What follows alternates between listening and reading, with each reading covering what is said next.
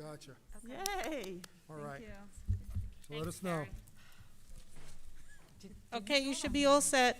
All right, thank you.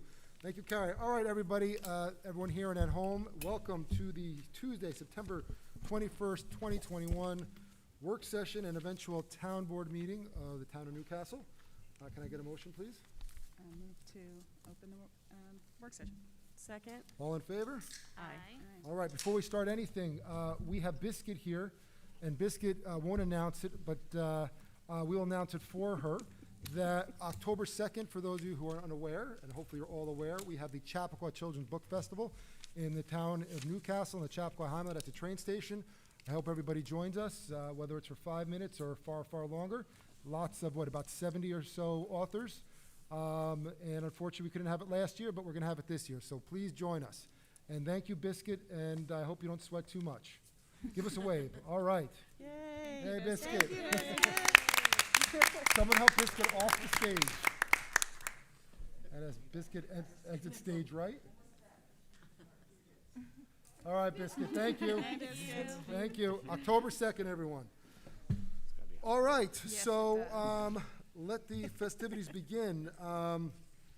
We are starting today in reference to the draft final generic environmental impact statement. Those of you who don't know, that is what we're examining for the form-based code and also the larger district. Before we give it over and turn it over, I wanted to read something in response to the letter we received from the school board on September 18th. So I want everyone to understand that by no means is the town of Newcastle, your town board, checking boxes and without allowing for sufficient time to review. That letter from the school board suggested a 3-week pause to allow additional time for review and comment. Certainly check the boxes is something that we disagree with, and it's kind of a wrongful insinuation. The DGEIS, that's the draft generic environmental impact statement, was accepted as complete nearly a year ago. Town staff and outside consultants did in fact work diligently. The town board has been working diligently. This has been a north of a 2-year process. We understand the task at hand. Some agree, some do not. We're taking the hard look that SECRA requires. What does SECRA not require? Well, it does not require that the town board hold community engagement sessions, conduct public hearings, or have comment period on the draft FGIS. However, having said that, as you all know, we've had multiple ones. Nevertheless, the town board is going above and beyond these requirements to give residents and interested agencies an opportunity to be heard. That's you in the audience, that's whether it's by email and public comment or in person or online for that matter. We had work sessions on August 10th, 30th, September 14th, 21st. We will be having one on the 28th. We initially had one scheduled for Thursday, but there's a conflict with the school district. And September 30th. These will all be dedicated to the FGEIS. The town board has to balance its desire to receive public input and also to move things forward and get things done. Even after the FGIS is accepted as complete, the town board plans to receive comments on the FGEIS prior to the issuance of a finding statement. So to be clear, there'll be additional opportunities to be heard. As I mentioned, there'll be additional opportunities to comment upon the proposed form-based code itself. These are two different issues, although they are related. In that legislation, you will have a chance to share your thoughts as you have previously. We have a work session on the calendar already for October 12th, and we anticipate opening a public hearing on the form-based code on November 10th, but as you know, many things have changed and we have altered that schedule at times. So based on this information and these considerations, I'm not inclined, to change our tentative schedule in response to the Chappaqua Central School District's letter and move forward, and every member of the town board can certainly share their thoughts whether they'd like to move forward as we are scheduled, understanding that things are adapted and change or not. So, Lisa? So I think I've been provided ample time to review these documents, and I mean, we started this process early August, and you know, quite frankly, I even had surgery the first week of August and was able to get the job done. So I'm happy to just move this along and keep going at the pace that we're moving towards. Yep, I have made and completed the obligation that I have to review the documents and assess their completeness, as is this exercise. Lisa? I also have been able to review most of this. I think to actually review it all diligently, this entire book, it probably requires everyone to take a little more time. But again, I've said it before, I'm just going to say it again, what is legally required and what is the right thing to do sometimes are two different things. In this case, while we are going to have public comments on the finding statement, we did talk early on in this process about potentially having an in-person meeting with the planning board, the ARB, the school district. We talked about that with the key constituencies about the FGIS to determine whether their multiple questions that were asked in here, whether they deem it to complete and if they have any other issues, because again, we're not, as much as we can read all this and digest it to the best of our ability, we're not experts in those fields. So I still would encourage the board, before we deem this complete or not, to make sure that we hear, and not just hear from, but actually seek out those key stakeholders who have expertise in these areas. Thank you, Lisa. All right, with that said, I'm going to turn it over to Sabrina and share where we are today and what today's examination and analysis involves. Good evening. So tonight, we're here to go through the final sections, the thresholds related to the final sections that you received in regards to the FGEIS. Also, I just want to note before you, you have a big notebook. That notebook is all of the sections that we have talked about in each of these presentations. There are two appendices, appendices A and B, which are available electronically. There's a link in your notebook to take you to them. They were just too voluminous to include in a binder tonight.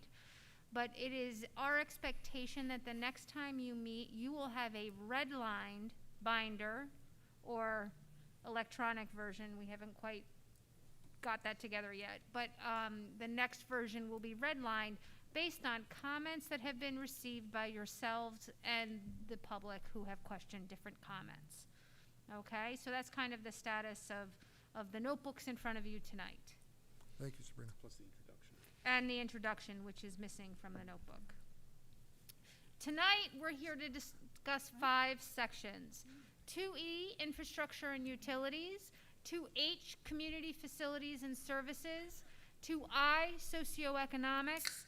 2J, hazardous materials, and 2M, miscellaneous. And these are comments that we received throughout this process, and they have been associated with each of these topics, these 5 topics, and we will review the thresholds and ask if you have any questions regarding each of those sections.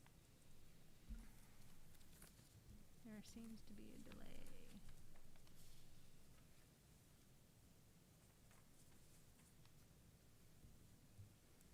All right, we're going to start with 2E, infrastructure and utilities. And when it comes to infrastructure and utilities, this is about sewer, water, electricity, gas, you name it. That is the content of the environmental review.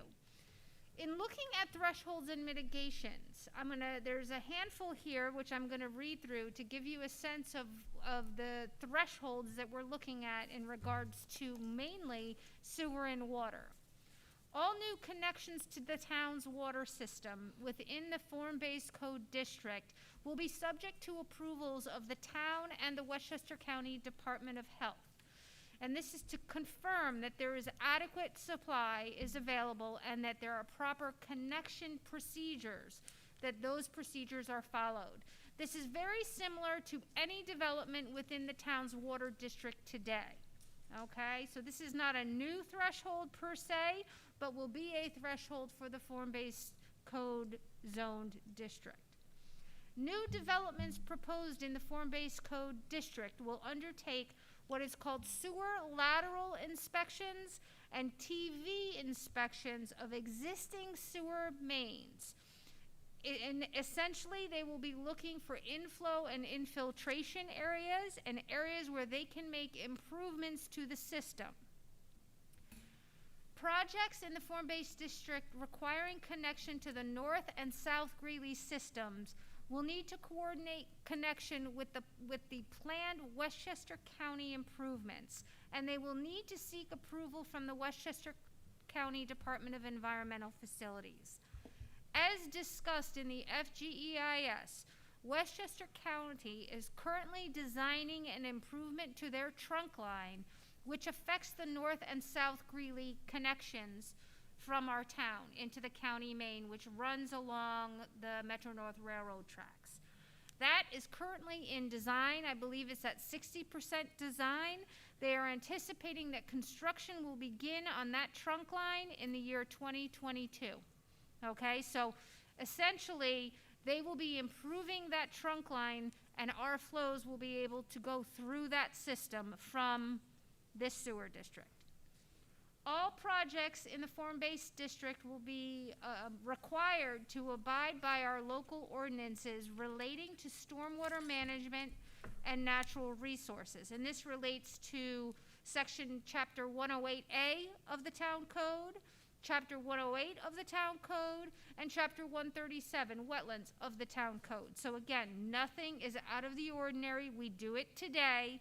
These projects will also need to be applicable to those existing laws and requirements.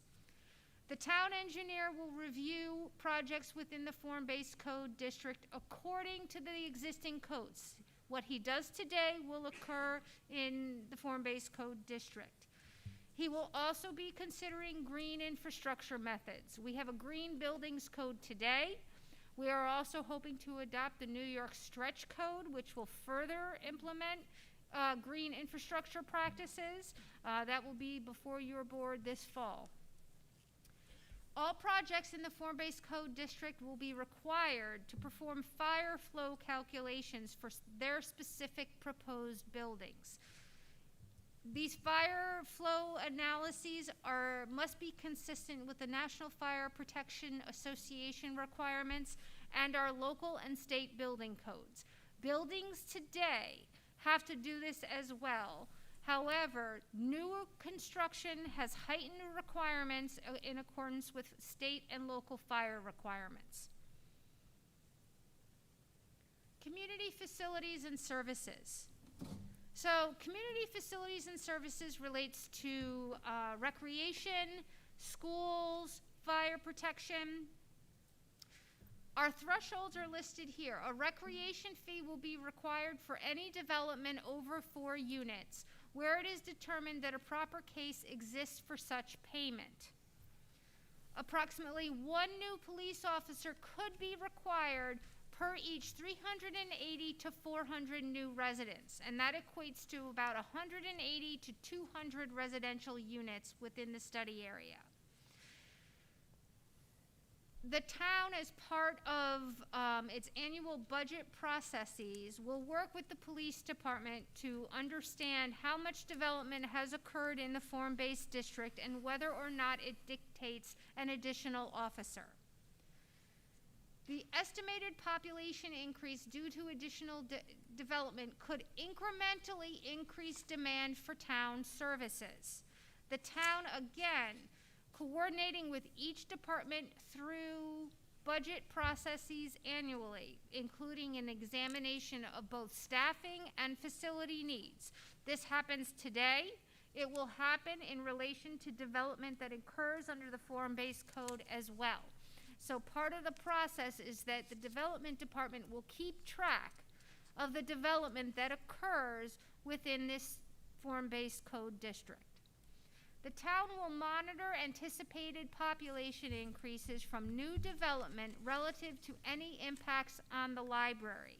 The library had submitted a comment letter regarding its resources, but we have not ascertained any information as to what is the population per square foot of resource that may be needed. So this will help us keep in line with understanding the population that will be introduced through the form-based code district.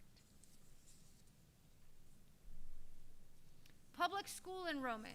I have a couple of slides on public school enrollment because it was a big issue as we heard comments during the DGEIS process.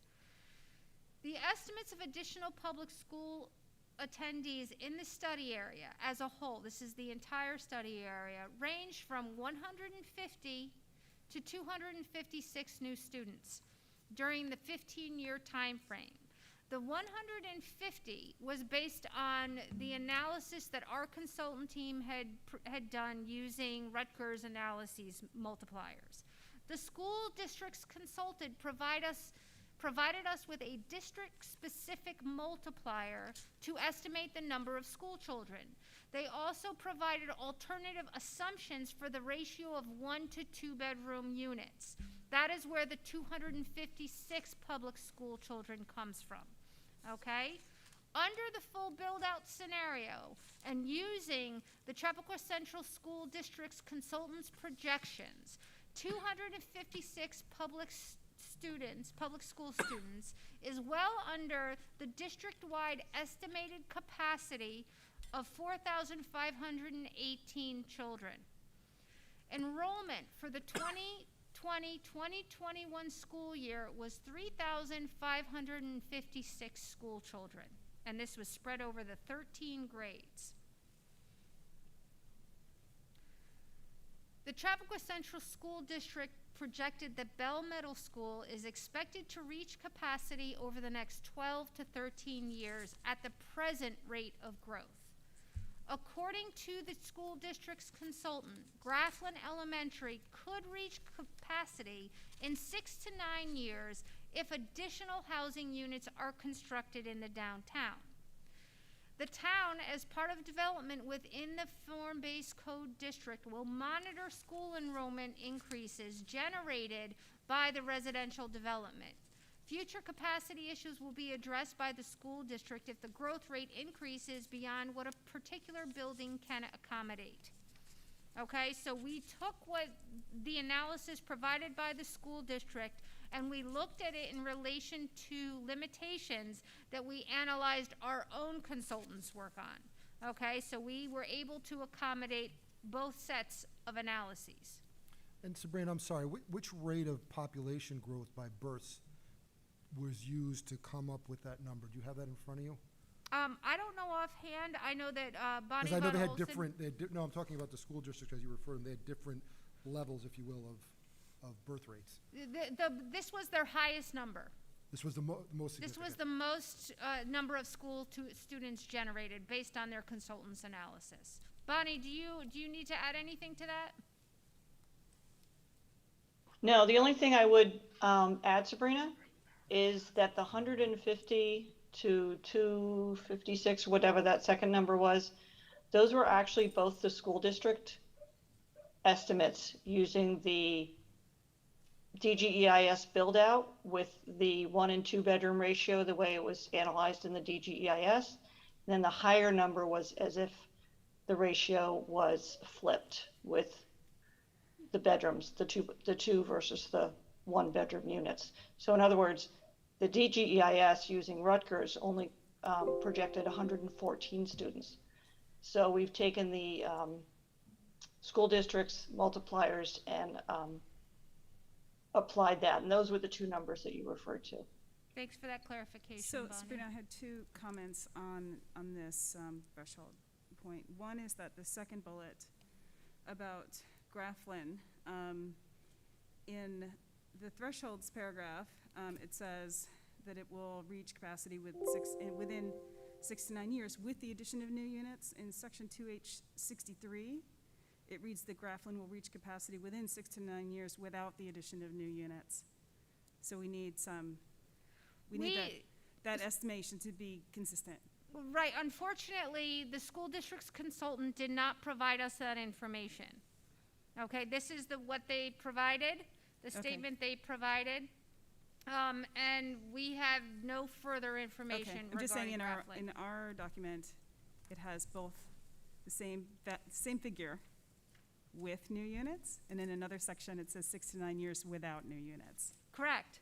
Because this statement, if I am reading it correctly, that Yeah. any units, whether it's under existing zoning or Okay. change zoning, could result in capacity being reached in 6 to 9 years. Okay, That is the best okay, deduction I can make from this statement. got it. I just think in the consultant's response, if we use the same language, It is Within the the same exact section. same language It's- taken from this yeah, consultant's it's report. different in two different parts. Yeah. It's different in the thresholds versus section 2H63. Yeah, we'll check the So we language just on need to that. fix that. And then the other question that I thought could be perhaps a useful qualifier to include in this discussion of the school board's analysis in which they reversed the number of 1 and 2 bedroom units would be to add the point that given the square footage requirements of a 1 versus 2 bedroom unit, that inversion, increasing the number of 2 bedrooms, wouldn't be possible under the maximum build out. Are you asking, would it be possible? I guess I am, yeah.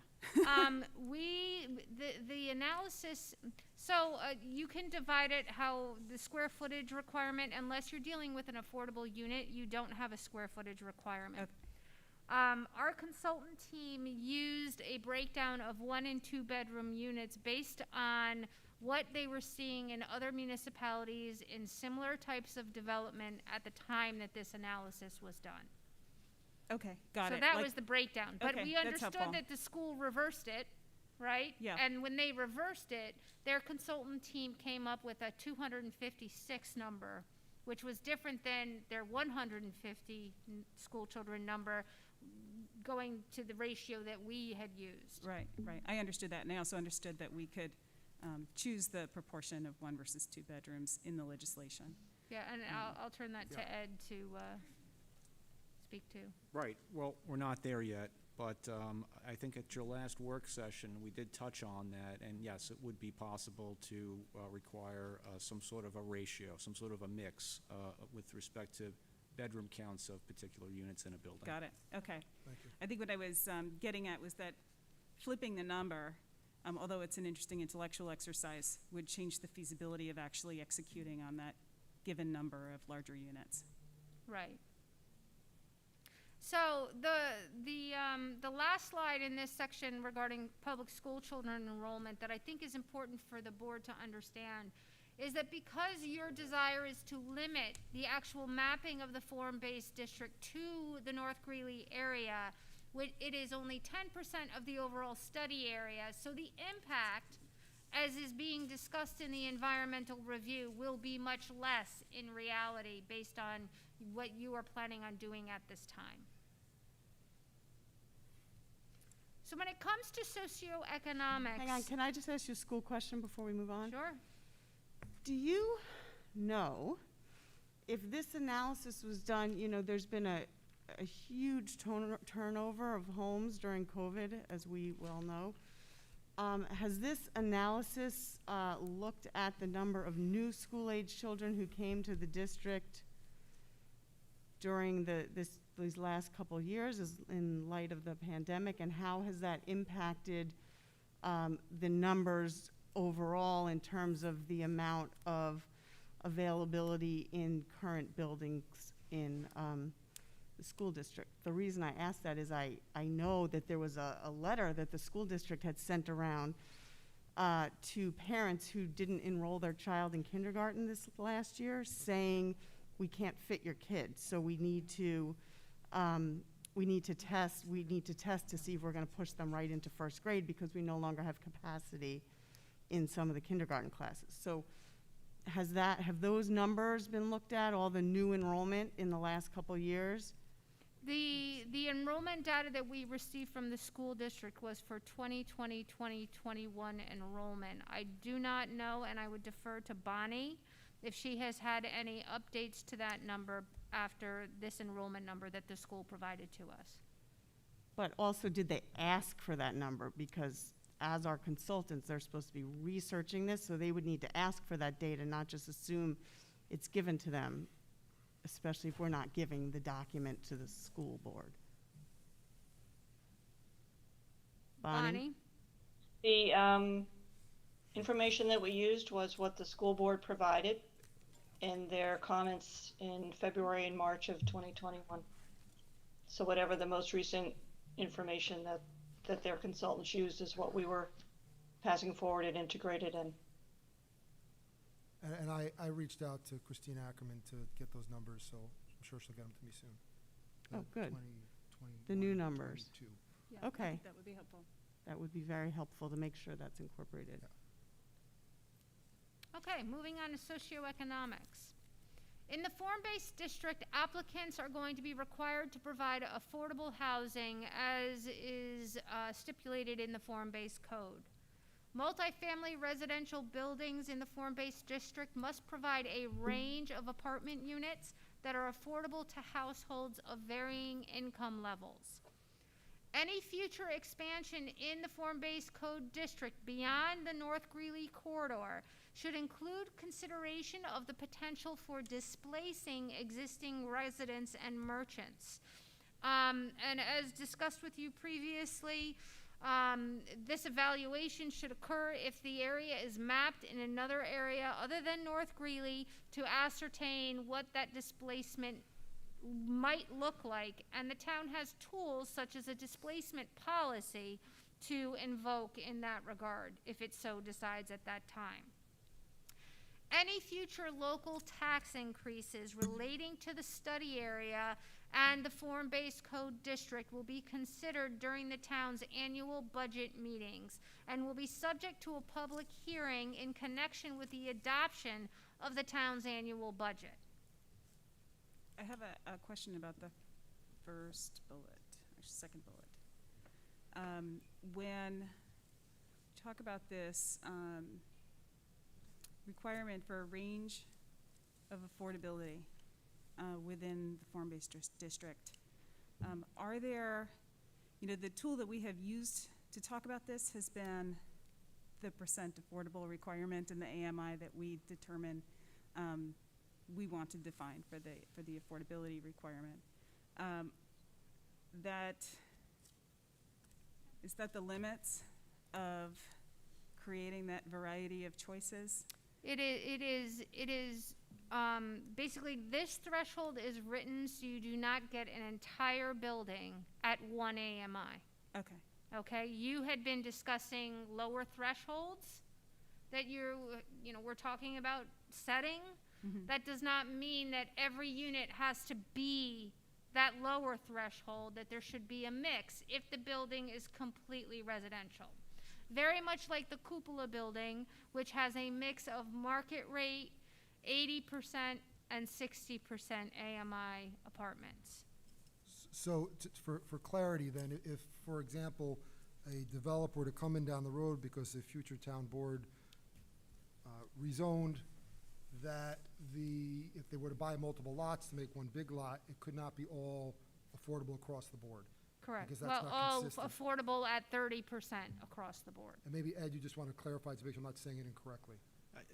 That's correct, but there's another piece, and that's the legislation. Itself. So the we're not there yet. We've got a workshop on the calendar, but when we return to the discussion about affordable requirements, I imagine that the board will also want to discuss a requirement that essentially says what the comp plan already says, and that is that the model should be a building that provides a range of affordability options, like the cupola building, and not a building that only has sort of one trick pony. It's only got one type of affordable unit. That's not what the comp plan envisioned, and quite possibly, if that's what the board's consensus, that's not what form-based code legislation would allow.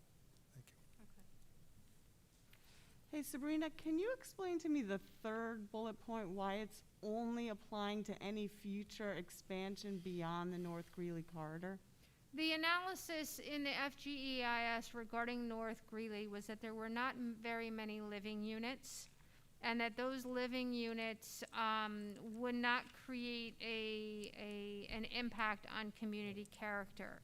And it was, and legal may want to weigh in on this, but it was determined that there was no impact to community character because there were so few living units existing in the North Greeley corridor, but so as not to create a statement that this affected the rest of the hamlet, we thought we would look at it as different areas are mapped.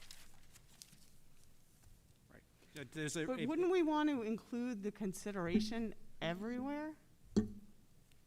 well, in terms of the secret analysis, what you're really looking for in terms of an adverse environmental impact is a displacement that's so great that it actually impacts community character.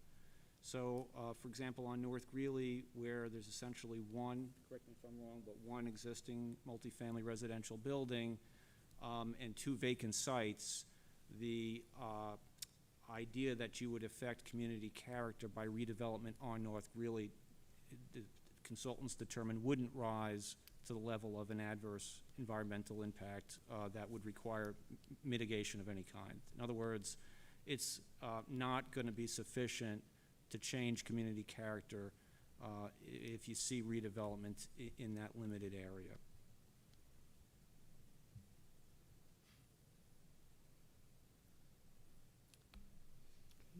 Okay. Hazardous materials.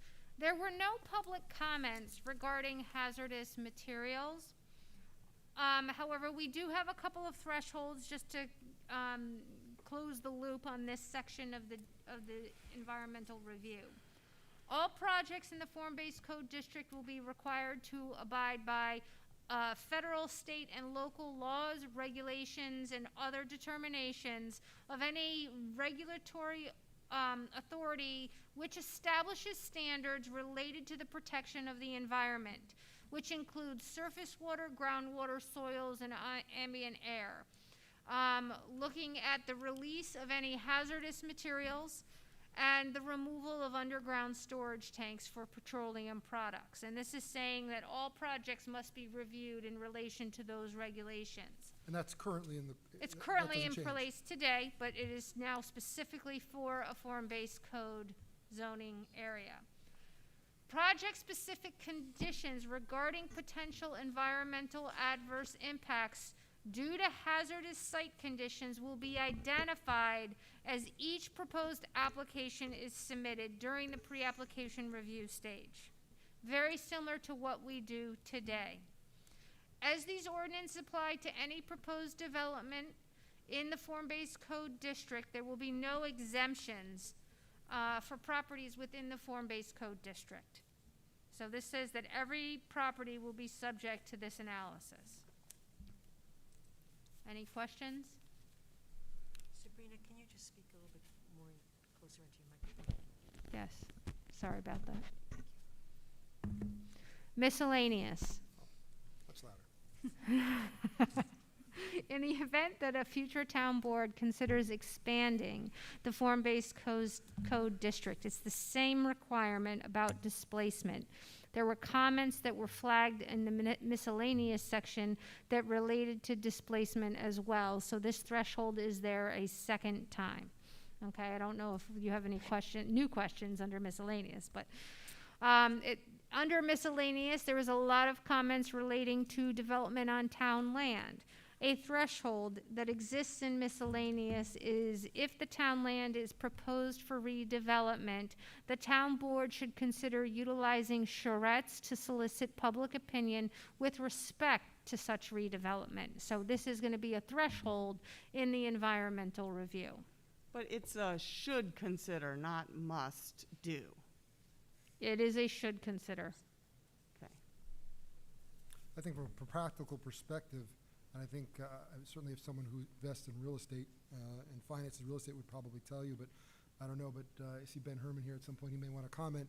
I don't imagine there's many financial institutions lending money to this size of a project, for example, the train station, not knowing if there's going to be a rezoning and not knowing if there's going to be approval by a resident, or pardon me, by the community when you have in New York State that 10% of the prior voting populace that can ultimately put it to a referendum.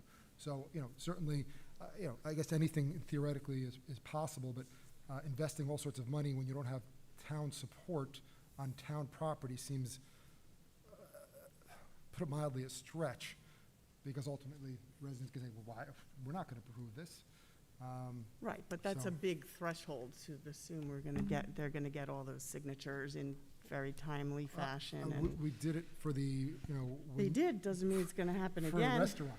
For when you were on the board, there was, I'm not saying it was the case, it was an allegation of not being transparent, and there was 500 some odd signatures, and ultimately it was rescinded, the vote of the town board for just a lease. Well, the town board chose to rescind it, Correct. not to, there was never a vote.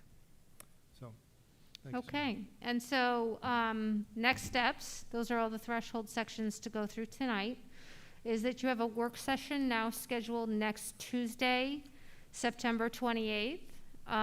The schedule to the right is an updated schedule referencing that new Tuesday meeting, which was moved from this Thursday to next Tuesday. And then I open this to other comments that you might have. Hi, Sabrina. On page 2I6, there was a comment about how the town board in the past considered creating a special permit process and establishing an overlay zone. Since I wasn't here for those conversations, do you recall, when the town board did review those options and why they decided not to move forward with those options? So at the very beginning of the discussions of whether or not we should undertake a complete rezoning of a section of the code or a section of the town under existing zoning as opposed to a special permit or an overlay, there was a lot of discussion of the pros and cons. We have several overlays in our code right now. We have several special permits in our code right now. It was determined that in order to create the procedural relief that the town board was looking for in the process, it would be easier to replace the section of the code. Not eliminate those sections, but to reclassify rather than overlay. It would be an easier exercise from a procedural standpoint rather than creating an overlay or a special permit. Sabrina, the first section that we reviewed here was stormwater considerations. And I know that our town staff is working on a bit of a post-game analysis on the Ida and downtown flooding. And I was hoping that you could comment a little bit on potential for flooding in the North Greeley corridor and how zoning change might impact resilience there. Sure, and so today we have stormwater regulations, right? And the intention is that all stormwater should be controlled on site. When you have a drainage system, a stormwater system, like a public system like we do in North Greeley, the discharge would be into the town system. There have been discussions about each development that comes in. They will need to show how that drainage gets into the town system. Today, how much they're discharging, how does that relate to the amount of flows already being seen? For example, there's certain properties that may create holding tanks and time the releases of their stormwater. In a storm like we had with Ida, those controls that the state requires certain sizes, the town requires certain sizes, they regulate what a practice should be. We do not have the built environment in the realm of stormwater practices to control the 1,000-year storm. Okay, in some areas, Ida was considered a 1,000-year storm. As you said, town staff are trying to determine what that storm was for us, so we can understand, was it a 500-year storm, a 100-year storm? And so we're getting to those answers, but we just do not have the land area to create the big infrastructure required to prevent flooding in a situation like Ida. Mm-hmm. I would imagine that our current code includes elements like height of entrances of buildings. Maureen, can you just move your microphone a little Sure. closer to yourself? We also have lots of older construction in our downtown where the entrances to buildings is at or below grade level. Correct. And so new construction is going to be built with newer techniques, technologies, and materials that will help reduce the potential for flooding if it does flood. You know, right now we have several properties, particularly within the hamlet, that are below street level, right? And if the street is flooding, the first floor of those buildings will be flooded. Thank you. So I had a few comments, Sabrina. We discussed that the sewer capacity it's anticipated for the maximum build-out. That's what it's preparing for. Correct. And that the county is on board. I think it was, pardon me, my eyesight's going. The Westchester County Department of Facilities believes that the capacity can be handled with the maximum build-out, but if it cannot, if I'm reading it right, they expect that they'll be able to do so within the next couple of years based on what they're doing to upgrade to the trunk line. That's correct? Yes. So one of the questions I had along those lines is, there's sometimes a misconception. For example, I received an email from someone recently about opting out of the sewer district and about whether or not you have you're losing a spot in the sewer district, or just because you're in the sewer district, are you necessarily able to attach to sewers? So if you can just give some color onto that so people can understand that putting in sewers, if they ever come, or how that's going to be done, doesn't mean you are losing a spot. You may not even have a spot, for lack of a better term. Okay, so the sewer analysis that was undertaken for the study area looked at complete build-out, whether or not you had sewers or not. It looked at all of the properties within the sewer districts in the Chappaqua Hamlet, okay? And the calculations were based off of what is contained within those sewer districts.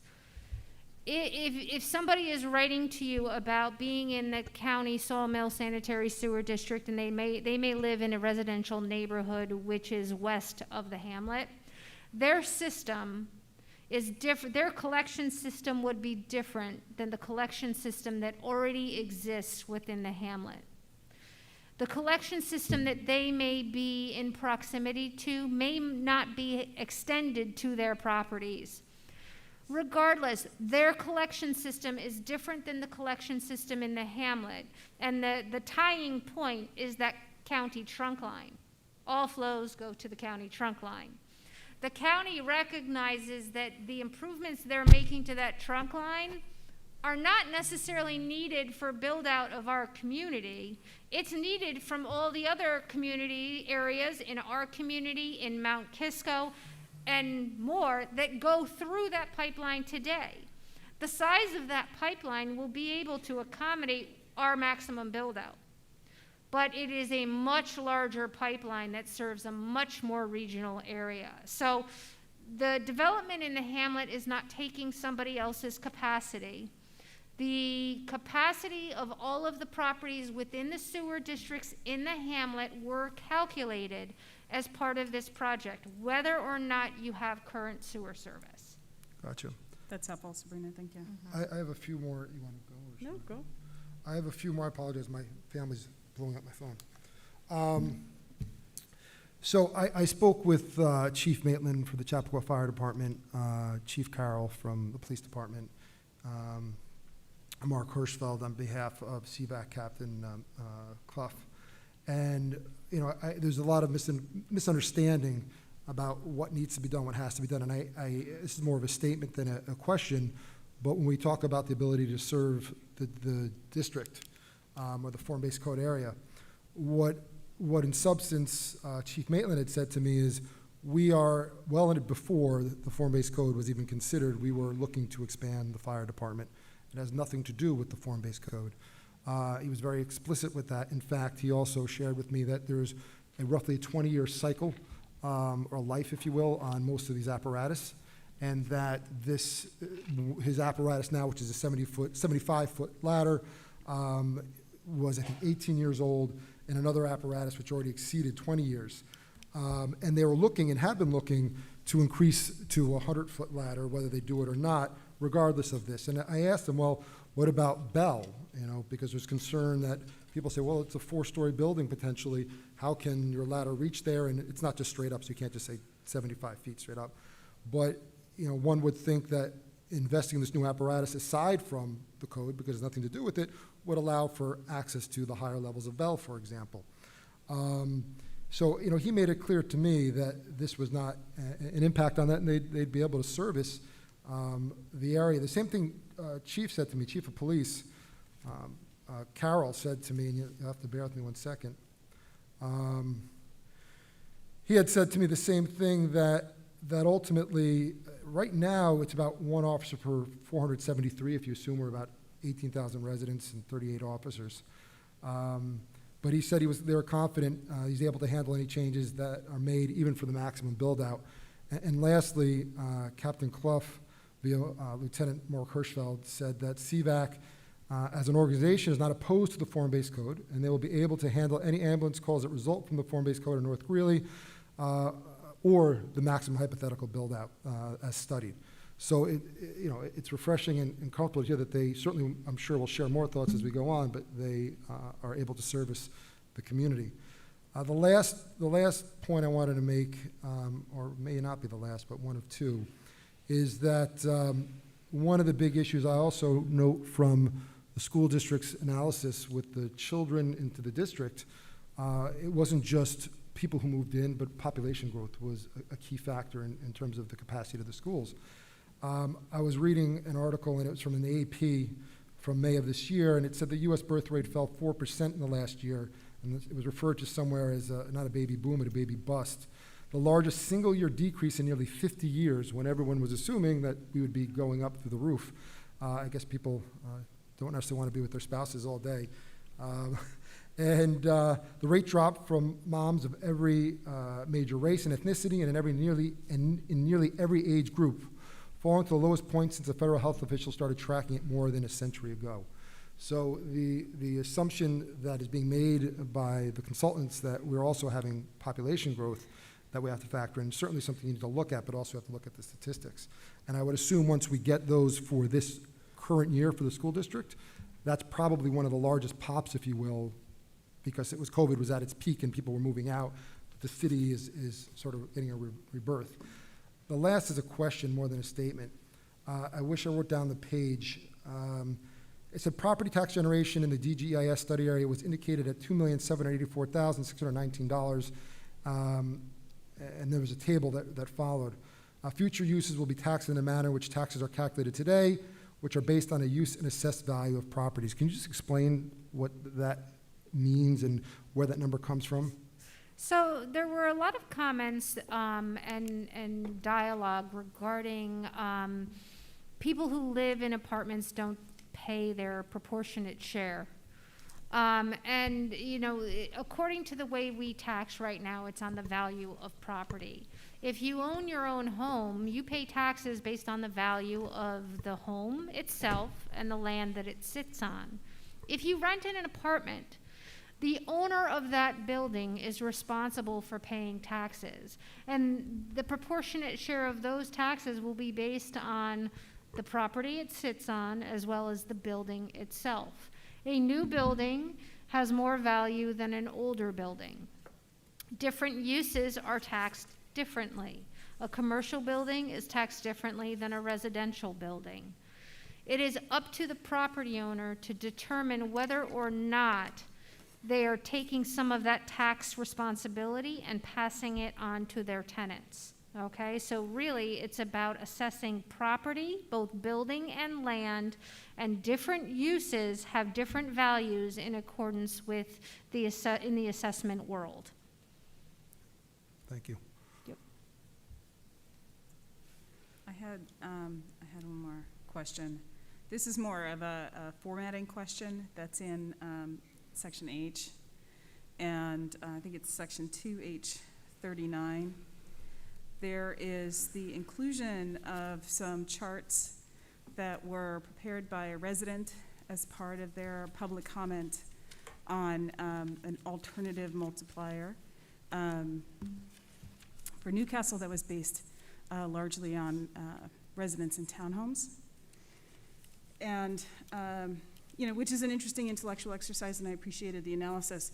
But I thought that the way that it's formatted in the document, it's a little confusing, because we're talking about our consultant's analysis based on the Rutgers model, our school district's analysis based on a more local model, and then there's these graphs included as part of a comment that might be confusing as you're reading through the document as to whether or not those graphs are part of our consultant's response, or as I believe they are, included in a resident's comment and prepared by the resident.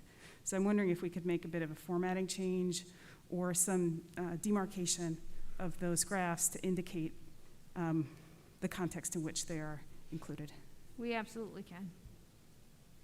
Thank you. I think that's the end of my comments. Does anyone else have any comments before I go? I don't want to. You're up. Swing away. Okay, so, all right, I sort of approach this not from, is this a good idea, but from the view of, is this document complete? So I have a few comments. The first being, I guess, just globally, I didn't actually see a real tax or financial impact analysis, which I'm going to get to, but that's something that's definitely missing, which was one of the reasons to do this exercise. So I'd like to see that in there. Okay. I'm not sure if I wrote this right. 2, I believe, is not adequate because it contains a wholly... Can you repeat that number, Lisa? I'm sorry. Yeah, I think it's I2. I can't tell if I forgot the I. 2I2, like I2. 2, yes, 2I2. 2I2? Yes. page 2. Comment, response, hold on. Yeah, I2, here. What On page, I'm That's getting there. 2I2 is the page, right? Yeah, I'm Yeah, looking at the comments. So it's a subjective statement that says without the form-based code, it's unlikely developers will invest in Chappaqua. So to me, when I read this, that's another example, and I've been saying this sort of the whole time, and what I'm feeling like is deficient, Bonnie, is that there are a lot of answers that in much better words the answer is because I said so. And that statement to me is sort of wholly conclusory that without the form-based code, developers aren't going to come. What are you basing that on? Have you done an analysis of other similarly situated towns? It concerns me, and it ignores the fact also that 91 Bedford was just built. It ignores the fact that there's a building that a local developer is putting up right behind Le Jardin. Is happening right now. As soon as the moratorium was lifted, that came in. So I'm feeling like that response is not fully adequate, and I'd love you to go back and look at that. Are we taking, I can give this to you if you're not taking notes. I didn't see it. I'm Then looking in at it. response, I-29 says that retail vacancy rates in other towns with a form-based code is beyond the scope of the FGIS. So if you haven't studied whether a form-based code was successful elsewhere, and then this question hasn't been answered in this document, so again, that's something that's incomplete. I'd like to see that studied before we opine on this. I-15 says that legislation does not guarantee the success of brick and mortar. This was supposed to be one of the premises of the form-based code, that we're going to adopt this and magically there's going to be success in our downtown with vitality. So if you yourself are saying that you're questioning whether this is actually going to work, that troubles me a little bit. Hey, Lisa, would you mind slowing down a little bit? I'm sorry, I just want to make sure Sure. I see what Okay. you're talking about. So the next is I-18. Wait, go back to 2I15, which comment is it? Response I-15. Is that page I? No, it's on page 2I, whatever. That's I-15. Hold on. 2I7? No. Did Yeah. I write my notes wrong here? Hold on. Comment I-15 is on page. It's on page 2I7. And just while you're looking, I would say, I don't think anyone thinks there's any magic wand that could make all our ills go away. No, no, but, Certainly, yeah. this is, a piece of the puzzle, but, and hopefully, and I expect it to be a good piece over time, but I don't think anyone thinks it's Yeah. magically make the issues go away. Yep, and I'll put these. It may have, I cut out some of my comments, so I hope I didn't mess up my, no, I know, but I typed everything and then I cut some out and I hope it didn't mess up my numbering. No, it didn't.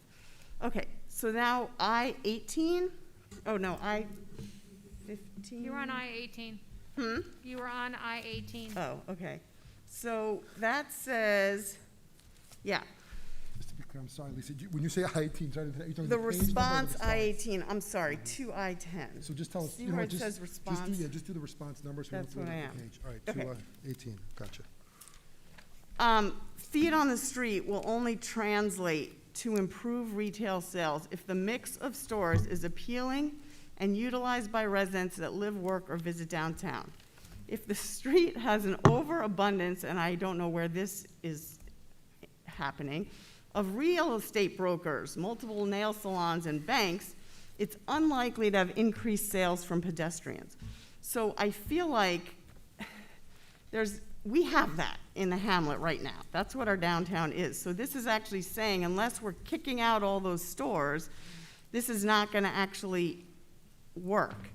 And there's nothing in the code, and I don't know if we can actually legally do this, and Ed, you would have to talk to this, that incentivizes a mix of retail or specifically says, we can or can't have certain types of retail.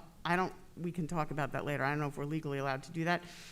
But the premise of this is essentially saying it's not gonna work given the current retail mix of our downtown. And then added to that is my colleagues on the town board saying essentially that they want to get rid of retail on North Greeley requirement, so then that further, and put in residential, so then I feel like that further is not going to bring the vitality that was the reason why this exercise was first even contemplated. So if I can just respond, since you said the town board. First of all, I don't think we're looking to kick out current. No, I didn't say that. I'm talking about with new development, you were saying in the form-based code, you were considering getting rid of the requirement to have retail on the first floor on North Greeley. Just for the 3-story buildings, not on the west side for the 4-story buildings. Certainly not something I support. So not on the entire North No, Greeley, east yeah. side. No, it's just, Exactly, yep. yeah. So the entire east side of the street. 3-story buildings, yeah, I have no issue Yeah. with that, but not the Right, not the so west to side. me, that's not gonna really increase, and I've said this before, the mix of retail, which is sort of saying here, is not gonna incentivize people to come downtown. I'm just reading I'm reading what the consultants wrote, and then reacting to it. I'll wait. There's a lot of language in the consultant's response about residential density supporting customer base for business, and also referring to, I think, our high retail vacancy rate. So There is. I have interpreted from this that part of the mission, right, is to make this a more commercially viable place to have a business and thereby attract the diversity of businesses that we would like to. Am I correct in that You are correct. interpretation of the purpose, or one of the purposes? Correct. Okay, but in practicality, that hasn't actually worked because the Opportunity Shop just came back. We just had a gym come in where I believe having a frozen yogurt place come in. So we're seeing that without a form-based code. So I'm just looking at our exercise here today is to look at the FGIS and determine not if we like it, but if we think it's complete. So I'm pointing out areas where I don't think it's complete, which is what we're supposed to be doing. But to your point, Lisa, I don't think those things are mutually exclusive. Like filling the vacancies currently and having these businesses open doesn't mean that having the forum-based code is unnecessary. So I'm just saying it's not necessary. That's what I said, right. And That's why I'm saying it's not mutually exclusive. I think that making sure that our vacancies, the current vacancies, that, you know, can accommodate those types of businesses, like the gym and the Froyo place, which, by the way, I'm very excited about. I think it's a great thing. At the same time, I think it's also really, it's a great thing if we do add more feet on the street and people living downtown so that they can frequent these stores and so that we can see that, I think that that's a pretty logical, Right, an ice cream Conclusion. parlor that actually I mean, stays would be aren't we great. supposed to Right. be, Not just aren't we supposed to be opens. talking about if it's documents complete? I don't think we're supposed to be talking about the pros and cons of the form-based code right now. Oh. We're just talking about whether this document's complete, so I'm just going through and saying where I'm feeling like there are issues that need to be further explored. In response, I'm gonna give this to you, I'll email it to you, but in response to I-52, I don't think that is adequate because again, it's highlighting the risk associated with an FGIS for 72 acres. Oh, it said it's difficult, the question asked in here was whether a shorter timeline than 15 years should be considered for the full build-out. And the answer was, it's difficult to predict the build-out period. To me, that's not really an answer. I think it's something that potentially should be considered because obviously we've gone through significant construction in this town. So I'd like to, and I don't want to have to impact merchants more than we have to or residents. So I'd like to sort of see that actually answered. Then I-68. I'm feeling like it didn't provide to me a real analysis, this is what I was getting to before, of property tax revenue from new development and the related costs to the town. And I know, Sabrina, when you were just talking about the slides in 2H, who is, that we're gonna determine later on, you know, the impacts on infrastructure. But my question is, what is that gonna cost, do we think? Who is going to pay for that? I feel like to not have done any of that analysis before we potentially adopt a form-based code is missing a huge piece, because if it's frankly gonna cost us a significant amount of money with increased, you know, we just are gonna be adopting a new sanitation contract today. We're gonna have more, I would imagine, garbage and refuse that needs to be picked up if we have more people in town. That's gonna increase that cost. Other DPW costs, infrastructure issues, potentially police, you know, to direct traffic. We need some handle on what those costs are before we can say we're willing to go forward with this. And I didn't see that, and I get that as a new building comes in, obviously the needs of one particular development may be different from a different type of development, like a restaurant may have different needs than a gym may have different needs from a residential building. But to not do any analysis on what a full build-out would mean in terms of additional costs to taxpayers for all of these additional services that would be required, I think is really something that's missing in this document. So I'd like to see that, and yes, we may be able to have new developers take on some of that cost, but I don't think they're not gonna necessarily take on costs for sanitation, et cetera, God bless you. And if they are, then that should be studied as well and set forth in the document. Okay, and then again, the way I read, there was a statement, I don't have the numbers right because I forgot to write it down. I think it was like 2.7 million of increased taxes would occur potentially. About 200 and close to $300,000 were gonna be town taxes. So to me, that is a very little amount of tax revenue that's created in the hamlet compared to what I imagine the incremental cost of these services are gonna be that now taxpayers are gonna have to shoulder the burden for. To me, that pales in comparison with sanitation, infrastructure improvement costs, even if we can pass some of them on. Rob, you're a controller, I feel like $300,000, it's actually less, it was like 296, that's the number I wrote down. I feel like we're gonna surpass that very quickly. And it's gonna create a fiscal hole for the town, so I really wanna make sure that we've done an analysis. It's crazy to me to even contemplate looking at a document and passing a plan that has a huge hole in it that talks about finances and what it's actually gonna cost the town to do this. Okay, everything else we don't need to talk about here, I can just send you.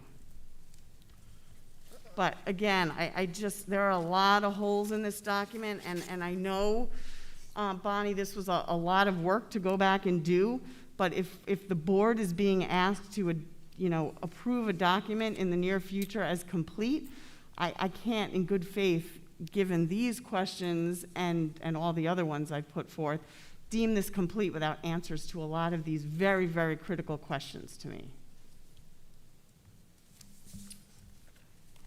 That's all I got. Okay, thank you. Thank you.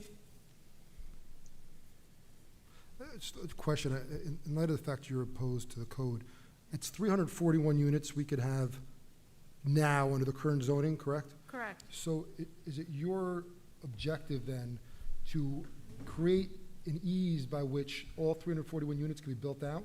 Because that would be 341 out of the theoretical maximum build-out of 963, but that's not actually theoretical. That's 341 units. I'm totally not understanding Sorry. your question. Is it your objective? I don't have an objective. Well, hold on, but is it your objective to increase housing and make it easier for building? As a general concept. Because We're I not asked that talking question. about that. No, What but we're talking about is this form-based but I'm asking code, you, so and I'm this asking- code is inappropriate. Okay, I'm I asking- do think that, yes, the town can use some increased development, of course. Anybody with an eye can see that. But I don't think that this form-based code happens to be Okay. appropriate for our town. But more importantly, I don't think this FGIS, which is what we're actually supposed to be talking about today, is complete. Okay, I understand that, but just so I can understand where we are when we're having these conversations, if 341 units could be built today that are not built, is it your objective to allow those to be built to increase, or pardon me, to facilitate the building of those 341 units? Because they're not built for a reason, meaning it's difficult to do so. So if we can have 341 units, are you trying to help have that happen? I think that is really not an appropriate question. I think that I've spoken to building owners in town, and they actually said they don't need a form-based code to do building. There are other ways we can do this where we can get to those same objectives without doing it through a form-based code. Do you have objection to the 341 units potentially coming online if we could build that? I'm not, Excuse me, first of all. Mr. Gottlieb, please, thank you. I'm not on a witness stand, so I'm not gonna answer that. But what I will say is that the way this is currently being proposed under a form-based code, I don't believe is appropriate for our town. If we could find out a way to collaborate and make something work for our town, I am always open to collaboration. I don't believe that this form-based code is an appropriate way to bring, in your estimation, those 341 units online, because there are too many open-ended issues. And again, if you're talking about North Greeley, this giant document is not studying North Greeley. It is studying 72 acres. That despite what you want to say, how, the public can vote, there's a lot of onus on the public to get to a point where they could even be allowed to vote. So any town board realistically with a public hearing can go in and adopt this for the entire 72 All right, acres. so I just, That's what when is we get very to the- troubling. Okay, when we get to the point of the form-based code, I'd be curious to know your thoughts on how we can facilitate the 341 units that currently could be built that are not, and whether you want to see that happen. So we'll discuss that We can later. come to that when the time All comes. right. So anything else, Sabrina, that you want to share in terms of what we've discussed before we? No, I'm here to take comments from you, and, if you want to open it up to the public to add Absolutely. comments, that's up to you. All right, whomever can come forward, please.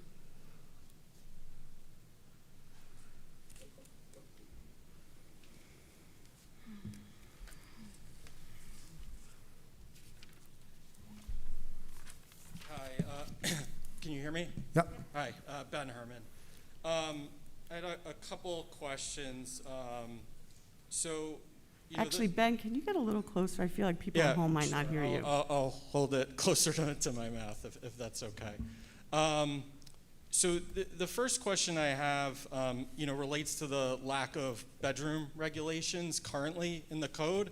And I guess what I'm struggling with is how to accept this as complete when we have the revised form-based code that was published several weeks ago that restricts the percentage of 3-bedroom units at 6% of the total, whereas comments, from me, from the school board, highlighted the risks with the 2-bedroom units.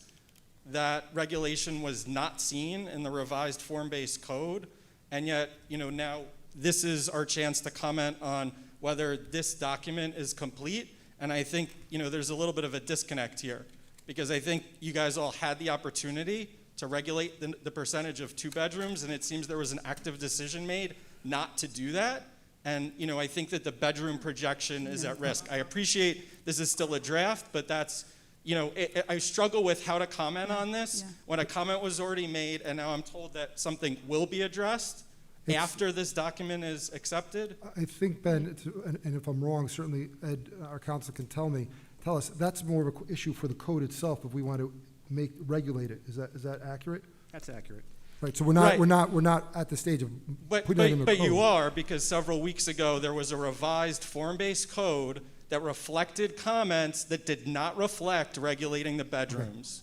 I can't speak on behalf of the entire board, but that's Okay, something, okay. that's something that. I mean, I can give you, I think, my take on this. I think as we've been going along, our town staff has been prompting discussions about elements that we'd like included in the ultimate legislation. Right. And so we've had that conversation, as you're remembering accurately. And when we're presented with the draft legislation, I'm presuming that the feedback that the town staff has gotten from the town board will be incorporated, and that point would absolutely be incorporated. I guess this was already asked, commented on by you guys. The code was revised and it's not reflected. No, the code, It's not a final code. I so- understand. Yeah. Okay, I'll leave it at that. I it's struggle. like two separate exercises, right? Okay, okay. The intellectual exercise, that is the environmental impact statement analysis, and then the legislation, and those points go in the legislation, which will be drafted. I understand over. legally they're not, one and the same, but it's really hard to look at whether this is a complete document with moving pieces in the code when we saw several weeks ago a revised code that was supposed to reflect, hundreds of comments, your meetings, and it appeared to me that this was actively not addressed. So I appreciate that, Ben, and just to Okay. clarify, I don't think that what we have in terms of the code when we get there, if we were to do it today, is a complete code. So it's a work in progress. For example, we said for a long time, no 5 stories, but it did not move into it until more recently. But this is going to evolve. We've been changing many things, like the planning board, adding them back in. So this is a conversation. I support that. So I can't speak on behalf of the board, but we're on the same page, I believe. Right, because, I've presented you guys with data why, I think that the consultant numbers are grossly inaccurate as far as the projections on types of bedrooms that will be built. At one of the recent meetings, I told you guys it's close to 50% in Westchester in terms of the percent of 2-bedroom units. So, 27% in the consultant, they cited, projects. I don't think that's reality in this region. Thank you, Ben. Well, and also realistically, we're in a time that we've never been in before, in the middle of a pandemic, and most people with the thought that they're working from home and living from home and way too close for many hours of a day to spouses and family, the attractiveness of a 1-bedroom apartment, even for a single person, is really not there. Right. And obviously, the reason why I'm going here is because, it is closely tied to the student projections. And I think, the school board, it appeared, took, what you guys had projected and used those ratios, ran some other scenarios. I guess, when I was looking at this further, I see that the owner of Rite Aid, Don Feinberg, in his public comment submitted a letter that said that development of that site of up to 50 units would generate an estimated 170 residents. So I'm imputing from that, that would mean, let's say 2 adults per unit, that's 100. That would imply 70 children from 50 units. That's about 6 times what is being modeled in the DGEIS as the high number. Where I'm going with this is there are so many unknowns with this, you can't accept that this document is adequate and complete. There's so many unknowns, and that's part of the problem with accepting an FGEIS for the entire hamlet. There's so many unknowns, and this is just one example. So I think you guys should look at that letter from Don Feinberg and figure out why the consultants believe that the number of students is gonna be 6 times less than what the implied number would be at his project. The last topic, and I appreciate there was a little bit of this discussed earlier, as to the question of taxes and whether there could be a building created that's 100% one unit type. I guess the topic comes up because if there are a significant number, potentially 100% subsidized, affordable, of varying income levels, the total revenue generated from that project could be less than the tax revenue that's created from a project today. This is not a position, against affordable housing. I don't want to be, misrepresented in that regard. This is simply from a fiscal perspective. I just want to point out that the Conifer building will generate $62,500 in school tax. That's for 28 units. That's in response I-68. But Ben, isn't that all affordable, Conifer? So that would not be allowable potentially in the code. Is that right, Ed? So you can't compare 28 units to 28 units when there could be market rate, workforce, and/or affordable. Acknowledged. I'd like to see the updated code because as I read the recent updated code, there is nothing that would preclude that from happening, which could result in less tax revenue for the town. I think it's important to note that you are talking about a rezoning. There are overlays that exist in your code today which could put a workforce housing site in the hamlet again. Absolutely, we are not precluding other overlays from occurring in the form-based zone. Right, but I don't think that's the point. I think he's saying the tax analysis in this document is woefully insufficient. You could have less tax generated and we're facilitating new development. And if you could have a subsidized project that has less tax than a market rate project, less property tax generation could create an even bigger potential fiscal hole for the town. And that's the concern that I have, and I don't believe that it has been studied. And again, this is the disconnect where, based on the current code, that's a risk. Right? And so, again, this document is not complete if it doesn't assess that. I don't think it's fair to ask us to say, okay, well, this will be addressed in the code, so this is no longer an issue. I don't think it's fair for us to assess then whether this is complete. But that's actually all I have for tonight. I'm going to ask everyone when they come up, since we're kind of off this, just whether this is complete. Just so I understand, and you've made any suggestions, but I'm going to go back to the fact that, if I understand it correctly, you're looking at alternative means to build out the town in a more efficient manner. I'm not sure. You're not sure? Okay, then you want something that's not as arduous as the current code. You look to lighten it up a little bit to make it easier to build. Yeah, the heart of, I think, a lot of my comments that you've heard from me is that there are specific sites in town, such as the Rite Aid, the Hakeem site, the former Lutheran church, that are large enough and have enough parking, and that we should be focusing on those. We should not be focused on rezoning the hamlet. So, and then I'd follow up with, do you want to see all 341 units potentially be built out that can be built out today without a form-based code? What are you trying to get at with that question? Do you want us, that's a very simple question, would you like to see the 341 units that can be built out under the current code built out, like a more efficient way to do so, or a means to do so? I think what the town would need is actual planning. Thank you. Okay. if you're gonna ask a question like that. That's a ridiculous question. Because there Well, are listen. vast differences between if a restaurant's coming in, if a residential apartment building's coming in, if Well, something I- else I- is coming in. That's why everything has to be analyzed by our planning board, because every single property is going to have different needs and wants and different adverse environmental impacts. Thank you. I So think, to ask that question from people who are not even planners is, I think the crux of it is, inappropriate. there's a lot of people opposed to the form-based code for very good or bad reasons. but But if there's we are not 341, cross-examining them. excuse me, Lisa. Nobody retained if you to there's do that. 341 units that can be built out, I think it's important to understand, is there just a stop to growth? Or do we want to find a way to facilitate all I 341 think units? this And I is a tend to talk think, about I the tend to form-based think- code not stopping I growth. tend to think that most do not want to see the 341 units, but I certainly could be wrong. So I'd love to hear if they want the 341 I units. think But that anyway. what you're doing is conflating people being against this form-based code to being against development. Simply And asking I a question. certainly know that is not what I'm saying, and I haven't heard that from anyone. Simply I asking think the they're question. saying that this form-based code is not the correct vehicle through which to develop, and there are better ways to do that.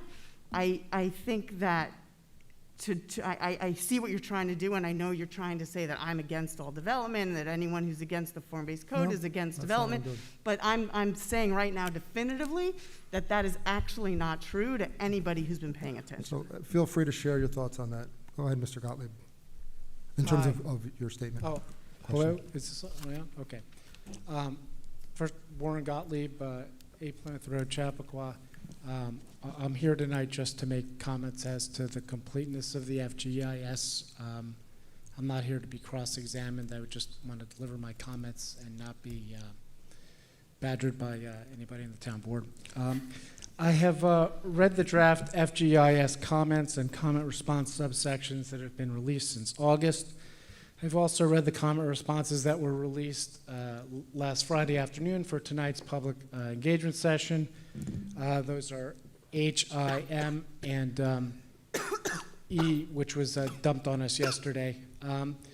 Of course, we were also waiting for the red line of all previously released sections, and of course, in that regard, it goes without saying that there have been a lot of global deficiencies that need to be addressed for all comment responses, not simply the illustrative examples which were given, because obviously, if we go here and give you every single one, we will be here for weeks. It's, you know, we're given a lot at a certain amount of time, and this is the best we can do as far as trying to give you some idea. You okay, Lisa? It went down the wrong way. Sorry. I'm good. Don't have Okay, COVID. okay, It just okay. went down the wrong way. Okay, yeah, all right, thank you. At the past several sessions, I have tried very hard and in earnest to really focus on the process and substance, particularly surrounding the draft FGIS. And I did this because I think it's for the good of the community, because it's consistent with who I am as an individual, and because regardless of any policy difference I've had with any of you over the years, I mean, I do respect the office that you're sitting in, each of you. And I've also spent some time in these meetings discussing the importance of dialogue and reaching compromise together. With this in mind as a predicate to my comments tonight, I just want to tell you I'm a little bit disappointed because I just feel like some of what I said at the last session, and this relates to, you know, the comments I'm going to give tonight, the things that I said really fell on deaf ears. First of all, I put one very reasonable request forward, which was, please give the community and yourselves at least 1 week to review the items that you're dropping out that you're seeking our engagement on. And that didn't happen this time. I mean, these documents, if you're really going to read them, and I'm not suggesting that you're not, but as a resident and who's used to reading, you know, turgid documents with a lot of details, these documents require a significant amount of time to digest. And I'm not really sure how the town board or residents, for that matter, can complete the due diligence on these releases in less than a week. And, you know, everybody, a lot of this comes down to respect. Respect is a two-way street. Respect for the process, respect for each other, and you know, the significance of the materials that we're looking at. And you're just not, in my opinion, giving residents and interested agencies the minimum timeframes to conduct meaningful review necessary to have anything even remotely relating to community engagement. I also ask that when you put these documents out, please do not just assume that people know where to find them on E360, and also that when you put them out, you're putting updates after you put them out, and some of the updates come right before the meetings. Many residents don't know to go and look for that, okay? I've lived here 16 years, and I'm pretty engaged in what's going on in Town Hall and paying attention to it. But a lot of people just don't even know that there are even updates to it. Some of them are coming, like 24 hours before the meeting. So and this is sort of similar to what I said early on, and there were many of us who said, please don't go forward with this process, until you can have real engagement. It really couldn't happen during the COVID period, and it just kind of falls on deaf ears. And, it's not lost on me, and it shouldn't be lost on my fellow residents, that the town board majority's engagement sessions are now at our Performing Arts Center. Because I gotta tell you, in some ways, I think this is the perfect venue. Maybe I should have come in a cape and a costume, because I feel like I'm a stage prop. I feel like a Warren, stage prop. can you angle the mic a little differently? I feel It's like a I've little hard become to like hear. a stage prop. Like this is some sort of performance. Stage prop.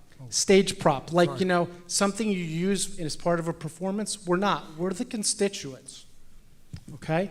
I think that's really unfortunate. And the second reason for my disappointment, and then I'll get into my comments, is that, and I mentioned this last time in my comments, and it was not changed this time. Throughout these documents, and I have to believe at this point it's intentional, there are repeated statements that create the impression in the reader that the draft FGEIS is only affecting 6 acres on North Greeley. It's not. It's a 72-acre study area, and my understanding is that's what the finding statement's going to be, and you've really got to stop doing that, because that's to me, that's almost undermining the seeker process, because it's intentionally creating confusion with the residents.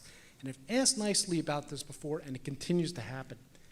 And the second thing is, and I know this is not going to be popular, but I'm just going to say it, and it is what it is. I really wish that our leadership, and by that I'm referring to our acting supervisor, would not trash constituents on social media who have different viewpoints than his own in a mean fashion.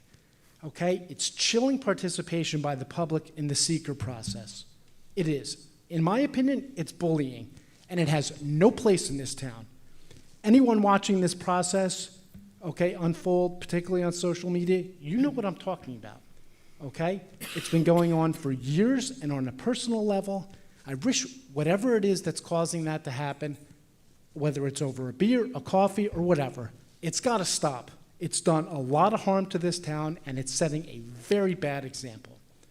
And for those of you on the town board who are committed to pushing ahead with this, if you're sitting there in silence to this, okay, that's coming across as you think this is okay. So I'm calling on everybody sitting up there to take a position as to whether or not that type of conduct is acceptable. Because if it's not, it's time for a loud and clear clearing of the decks. Because as a 16-year resident, I just find that it's doing tremendous damage to this town. And the process has devolved in some ways because of it into a sham and a betrayal of the public trust. So with that, here are my comments. Section H, I, M, and E are consistent with what I have seen of the draft FGEIS thus far.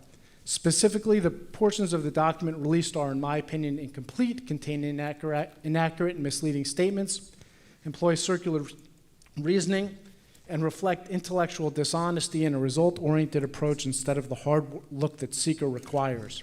These global comments, as the ones I have delivered in the past, are to be applied to each and every comment response contained in sections H, I, M, and E, as well as all of their predecessors. For illustrative purposes, here we go. Response H6.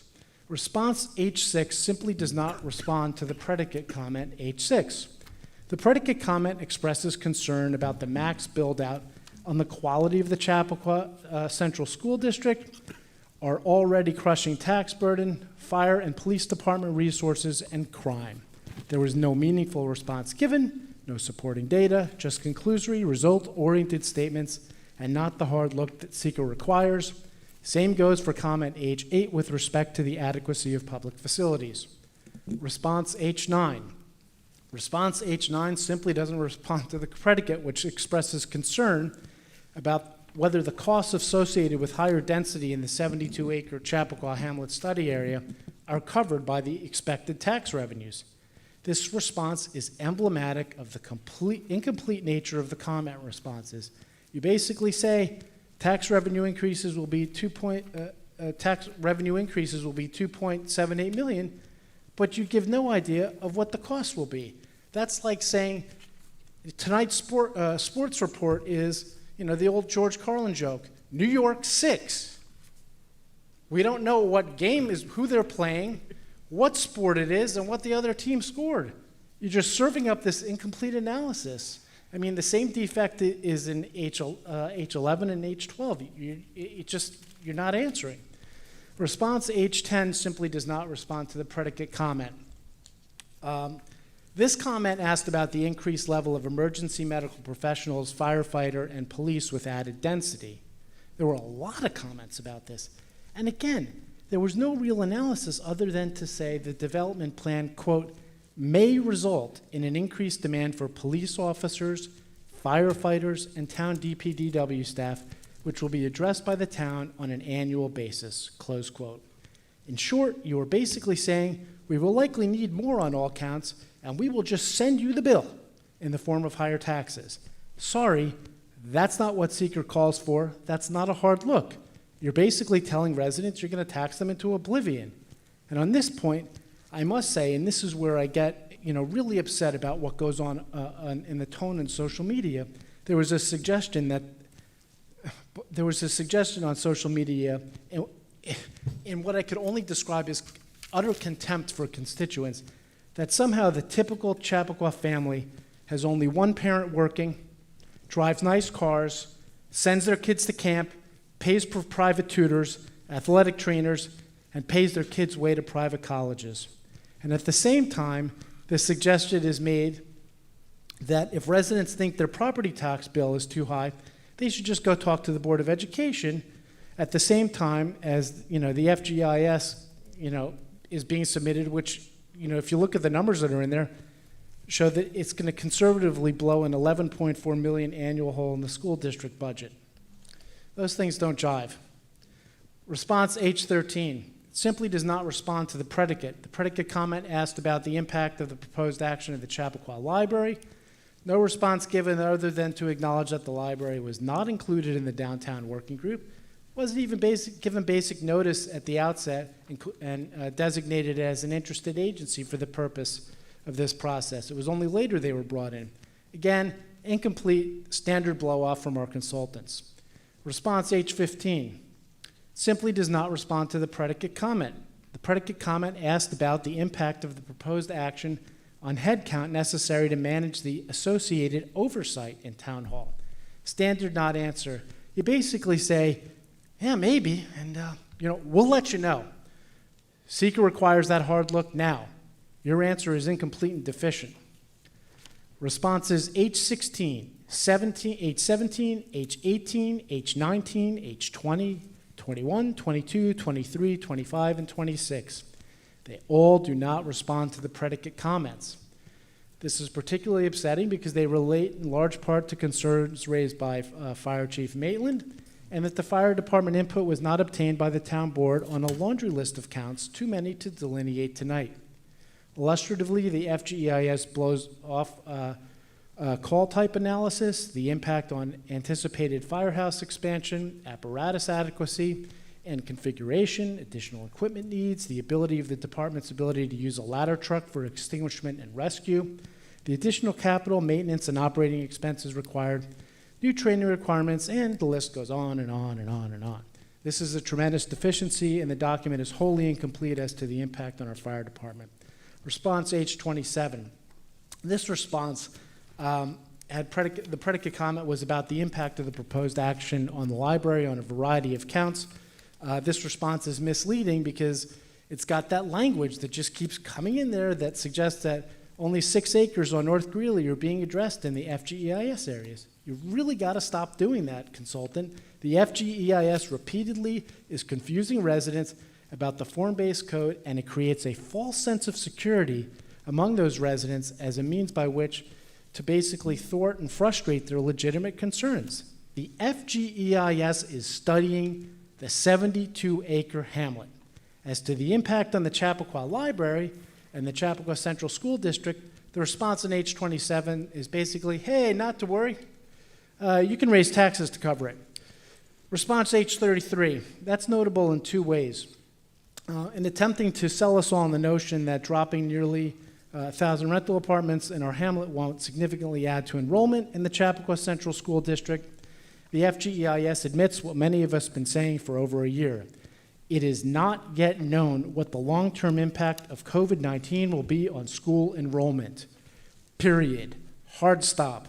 This is also echoed in response H43, where the FGEIS states without qualification, quote, it is not yet known what the impact of COVID-19 will be on schools, close quote. However, in telling us not to worry in response H33, the document trots out the big lie that only 6 acres on North Greeley are the subject of the FGEIS study area, perniciously creating a false sense of security among concerned residents as a means by which to thwart and frustrate their legitimate concerns about the school district. This FGEIS is studying the 72-acre hamlet, and when that finding statement is made on 72 acres, it will be open season for the developers. Response H34. It's notable in that it acknowledges the following. Quote, the excellent public school district is a strong factor in attracting new residents to Chappaqua.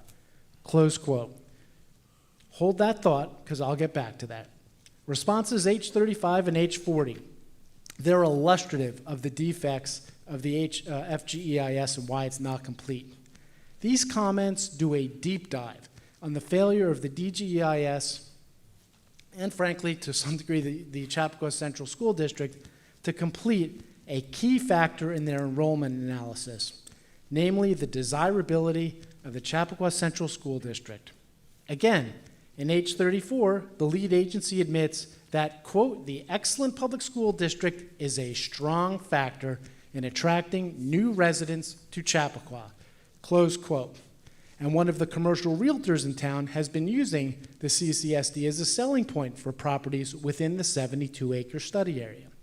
To be clear, I don't blame the Chappaqua Central School District for this circumstance. They have been quite busy since March of 2020 trying to help educate our children during a worldwide pandemic, and the last thing that they needed was to have this situation dumped on them. They have had more important things going on, and the town board should have been more considerate of the district, our parents, and our kids when they had saddled the Board of Education administrators with something that clearly could have waited. I mean, I really think that was the wrong thing to do. In any case, using local data sets from existing multifamily housing in Chappaqua, the commenters presented an empirical analysis. This is the one that I think Lori was referring to earlier, demonstrating that approximately 327 new students would be generated from the 997 units, over 3 times over 3 times what was predicted in the DGEIS. And this conclusion and the associated concerns were essentially blown off in responses H35 and H40. I mean, comment noted was the basic response. Folks, first of all, there were smart people who put that analysis together, okay, and it was pretty detailed. And 327 students at an average cost to the CCSD of $35,000 per year is almost an $11.5 million dollar hole in the Chappaqua Central School District budget on an annual basis. Okay, I don't know if you've been here when there's been a budget gap of like $2 million in the Chappaqua Central School District, but it's a horror show. Okay, everybody comes in because they're worried about their favorite teacher getting fired because they were the last ones in and they may be the first ones out. Increased class sizes, program cuts, whatever. At $11.5 million, okay, that's an apocalypse. Response H63 simply does not respond to the predicate comment. The predicate comment was from a Grafflin parent asking about the impact of the proposed action on class size and whether the school could handle it. The response basically acknowledges capacity limits for Grafflin and Bell would need to be addressed under the max build-out scenario and just punts the whole thing to the Chappaqua Central School District to deal with. I mean, that's ridiculous. You know, I understand you're saying that, well, at some point there will be capacity limits if we do nothing, but you're hitting the accelerator and then turning them to them and saying, well, it's your problem. I don't see it. The socioeconomic section. I could go on for hours regarding the defects in that section. It's laden with the same intellectual dishonesty, incomplete responses, circular reasoning, and unsupported conclusory statements found throughout the draft FGIS. But here are some illustrative examples. Response I-19. It just doesn't respond to the predicate comment, which states, among other things, that, quote, to date, there is little research demonstrating that the form-based code does or does not by itself foster development and or lead to positive fiscal impacts to communities, and that, quote, in the case of Chappaqua, the town failed to perform a thorough fiscal analysis of the impacts from the proposed form-based code, close quote. The response to H19 fails to provide such a fiscal analysis. I think this was maybe referred to maybe by Lisa earlier. And therefore, the FGIS is not complete and it's not compliant with SECR. There's no hard look. Response I-29 simply does not respond to the predicate. The predicate comment was, please provide examples of the pre- and post-FBC retail vacancy in towns which have implemented an FBC. Please provide examples of the pre- and post-FBC residential vacancy in towns which have implemented an FBC. The response completely blows off the comment and instead disingenuously focuses on the downtown vacancies. The reason? Everybody knows that the downtown vacancy problem has been exacerbated by commercial property owners in the hamlet not wanting to get tied down to leases right as the town board majority is about to give them a big payday at the expense of single-family owners. Everybody knows that. Response I-43 simply does not respond to the predicate of comment I-43. Predicate comment asked about various fiscal and other impacts of the proposed action. The CCSD, the planning board, and residents, and yours truly, we all, I think, jumped in on that one. These requests were, of course, all blown off. None of the analysis was provided, despite the lead agency town board's obligation to provide such analysis. Some examples of what was blown off, and I'm almost done. Conduct a property tax analysis based on new developments, including specific impact to single-family homes, senior citizens on fixed incomes, and residents without children attending our public schools. Analyze the safety and security impacts of added residential and commercial developments on Robert Bell Middle School, including impacts to the area during construction and development. I mean, these are not like big S here, guys. I mean, this is what the document's supposed to do. Response I-59, that simply does not respond to the predicate comment. This comment came from the chairman of our planning board, Robert Kirkwood. Quote, the DGIS states that the cost of added community services will be provided for by a, quote, walkable, vibrant hamlet. This assertion has no basis in fact in the document and is a logical fallacy. It may be true that more people living in this is from the planning board chairman. It may be true that more people living in the hamlet will pay for the cost of the community services, and it may be true that more people will contribute to a vibrant hamlet. But it is a fallacy to assert that a vibrant hamlet in itself will pay for the services. The first case needs to be made that more people living in the hamlet will pay for services. Whether the hamlet is more vibrant is a separate matter. The approximate cost of added community facilities should be compared to the net increase in tax revenues to make the case. It is critically important that the GEIS provide a comprehensive commercial residential tax revenue analysis compared to the cost of community services in each alternatives. The entire comment was blown off, totally disregarded. I have two more and then I'm done. Actually, I think I have one more. Response I-65 doesn't respond to the predicate comment. Essentially asks that an analysis be done with respect to the net effect on resident property tax burdens as a result of the proposed action. Again, unresponsive other than conclusory statements, intellectually dishonest statements, and circular reasoning. Response I-71 also blows off the comments. And for my closing, just to give you a flavor of what was being asked and what was not answered. Here's one from a 70-year-old resident in town. Quote, I would like to understand how this will affect our taxes, which are already steep. I am a senior who has lived in Chappaqua for 31 years. How are others like myself, who have lived, worked, supported our stores, and contributed to the community taken into consideration? Do we continue to be ignored? Must we be forced to sell our homes due to tax increases? I suggest that residents over 70 years of age have a school tax accommodation if you are going ahead with an FBC project. Or do you want to rid the community of us? The next one comes, and I totally agree with this comment. Warren, if you could try to move. Yeah, I'm wrapping it along. up right Thank here. you. Here's my last one. This came from, and I agree with this comment. This was one of the predicate comments that wasn't answered. We know there is some sticker shock when it comes to property taxes in this town. A change in the mix of housing types seems likely to change the tax base and may shift additional expense to fee simple properties to support increased expenses brought by an increased population. The DGEIS does not include an adequate analysis of the fiscal impact to residents who deserve to understand the tax implications of the proposed action. Holly, that was yours, and I agree with you. Guys, this isn't complete. This isn't a hard look. The residents deserve better. Thank you.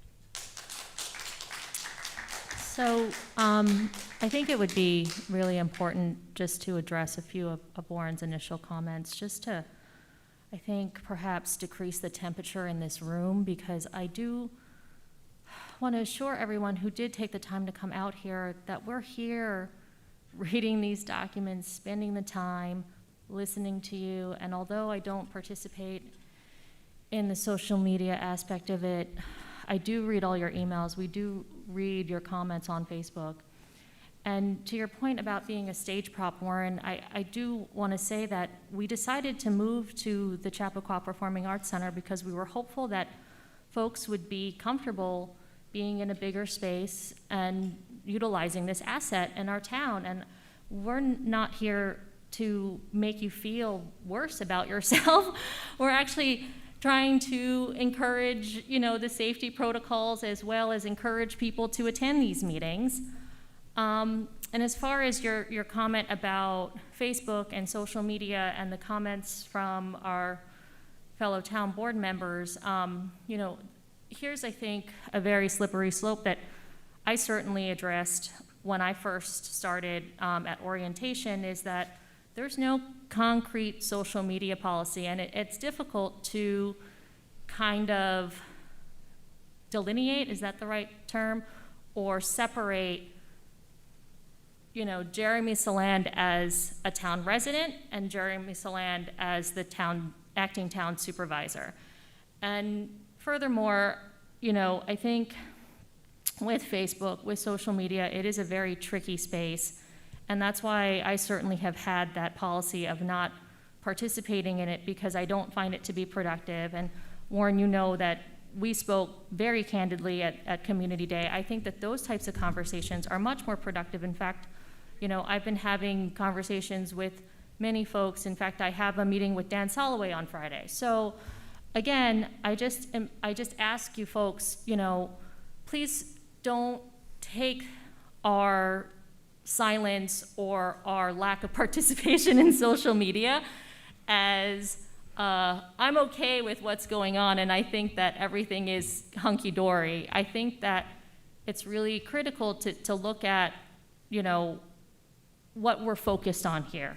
We're focused on adding value to our town. We are focused on trying to make a positive change because there has been no investment in this town for the past 30 years. This is what we're trying to look for.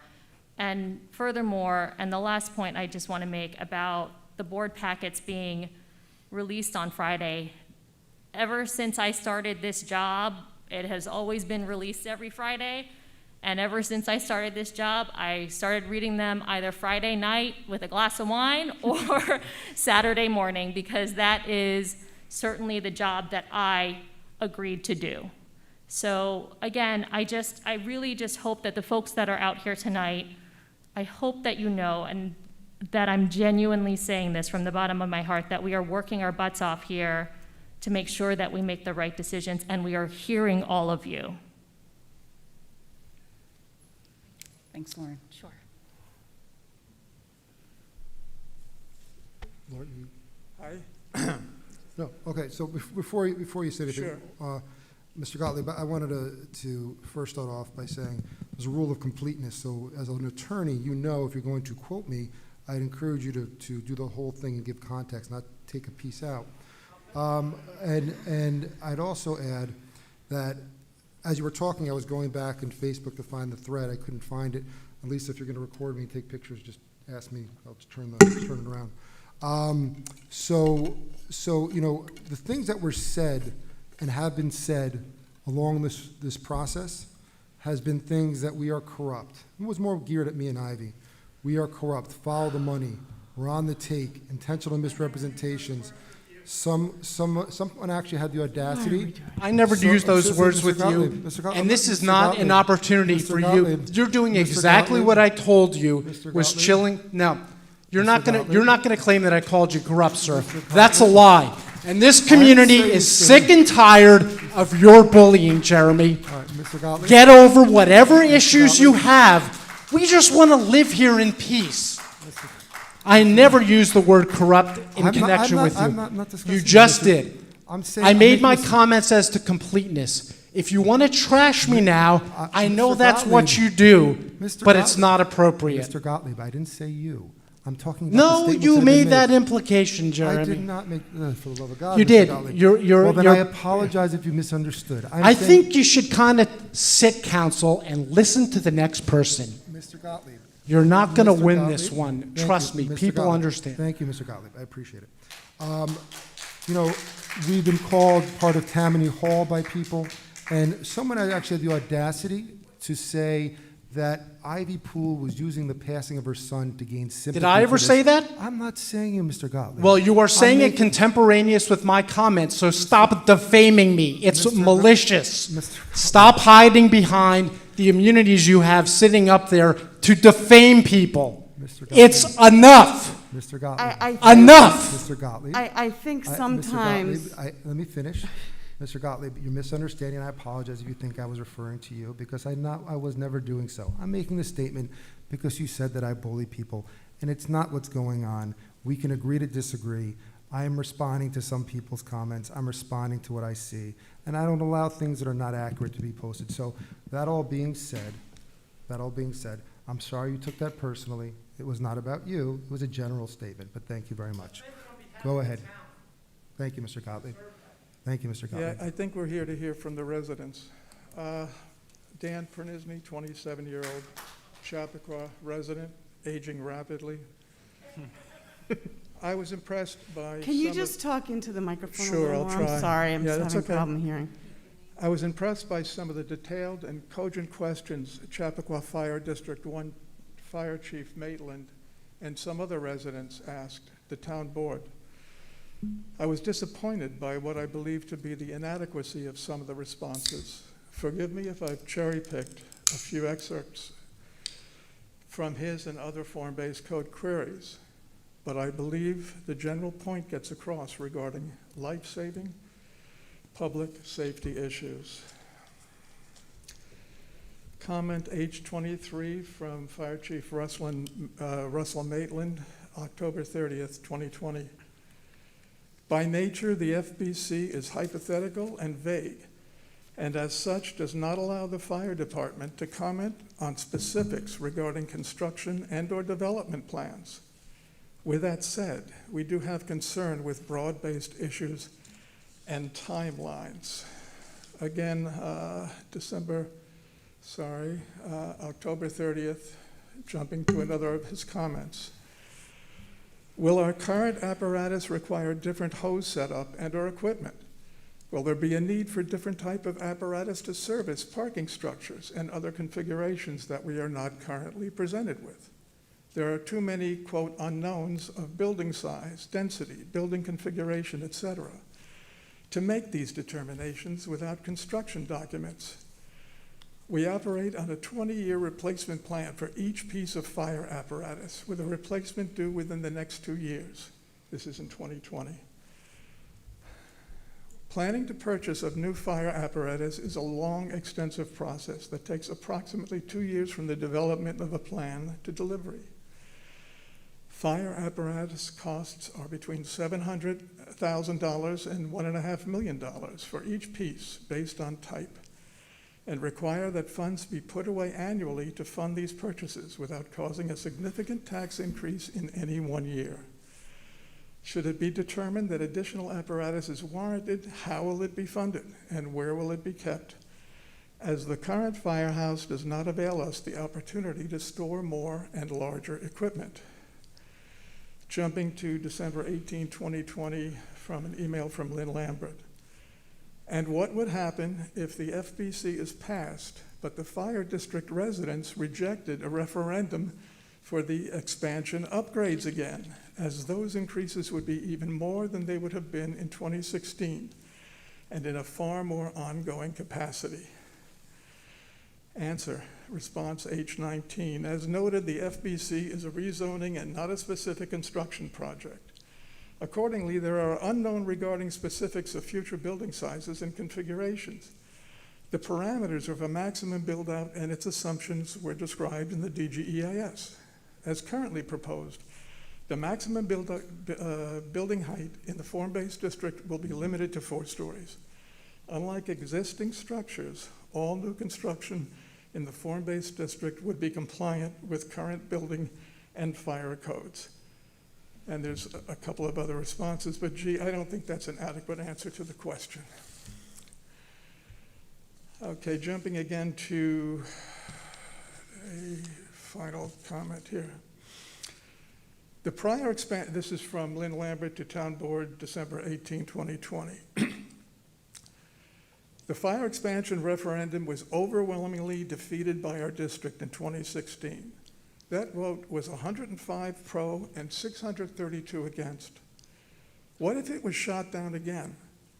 New fire apparatus, new firehouse expansion, paid firefighters would add major fire tax increases to our district, and our district only. So we alone would bear the cost of protecting any buildings which would be allowed under the FBC. What are all of these expenses projected to be? And what would fire tax increases be to our residents? And the answer is, and I will tell you in a sec, 18, okay.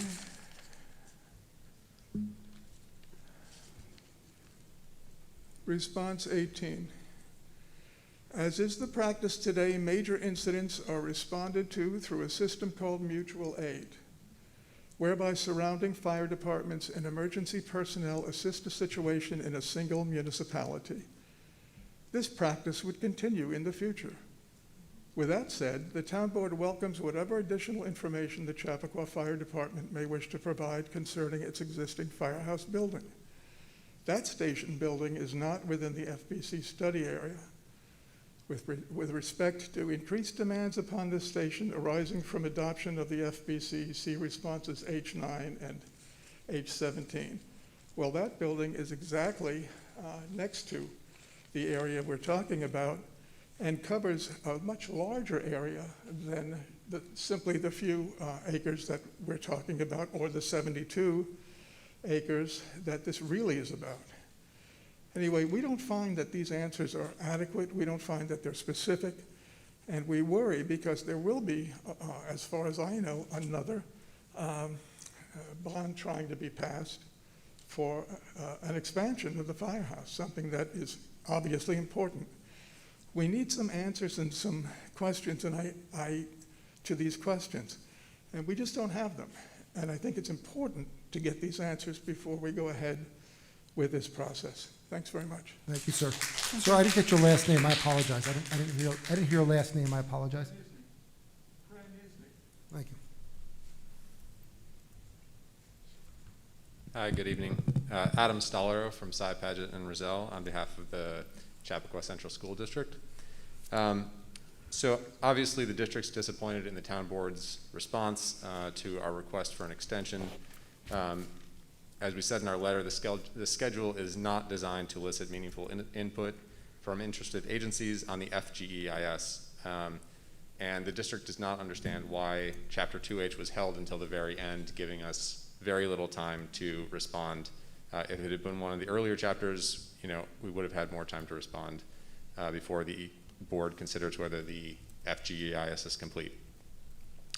Had a couple of process-related questions. One is on the district-specific assumptions on the PSAC multipliers. They're in the response to comments, but are these going to be incorporated into the text of the EIS or simply stay in the response to comments?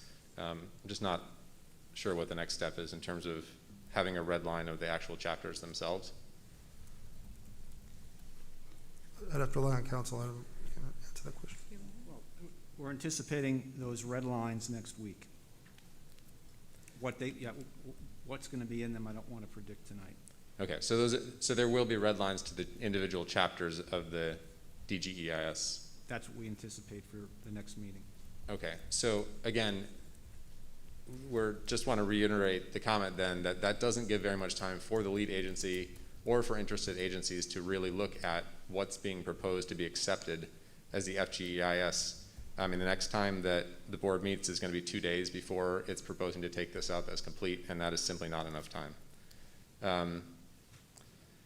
So, the district is not prepared to submit substantive comments at this point, except I'll make 2 high-level observations.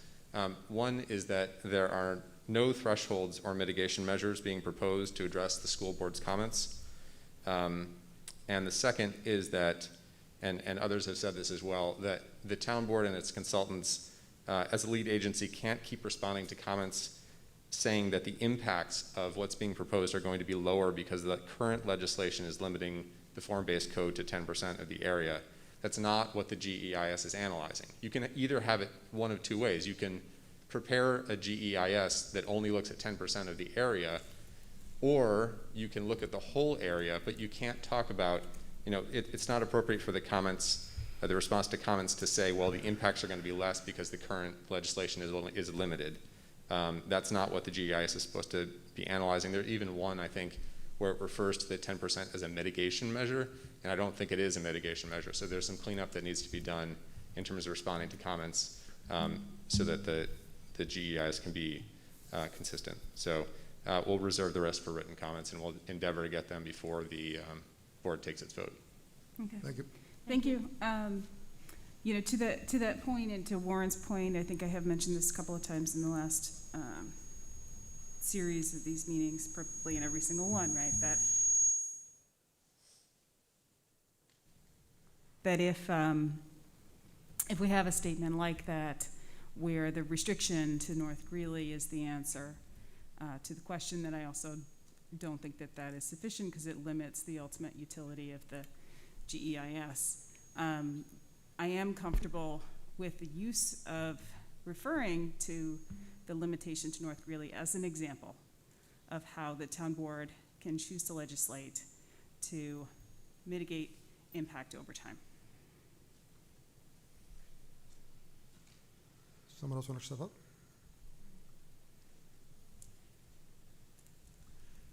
Good evening.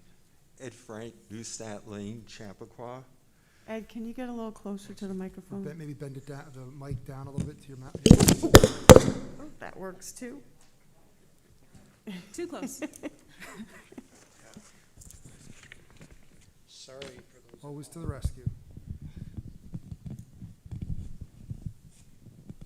Here we go. Try it now. See if thank you. Okay. Much better. Go ahead. Ed Frank, Neustadt Lane, Chappaqua.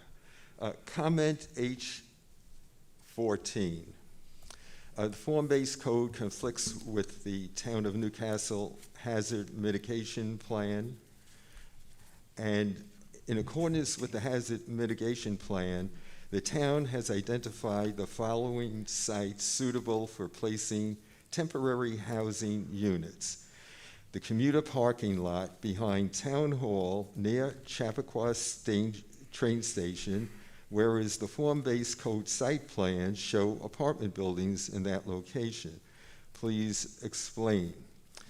So the response to H14, as per the emergency preparedness of private property, It remains with the private property owner to ensure that systems are in place to address needs in the event of a power outage or other such emergency. The consultant's response is not adequate or complete. Why? The consultant's answer fails to comprehend social justice for families in need.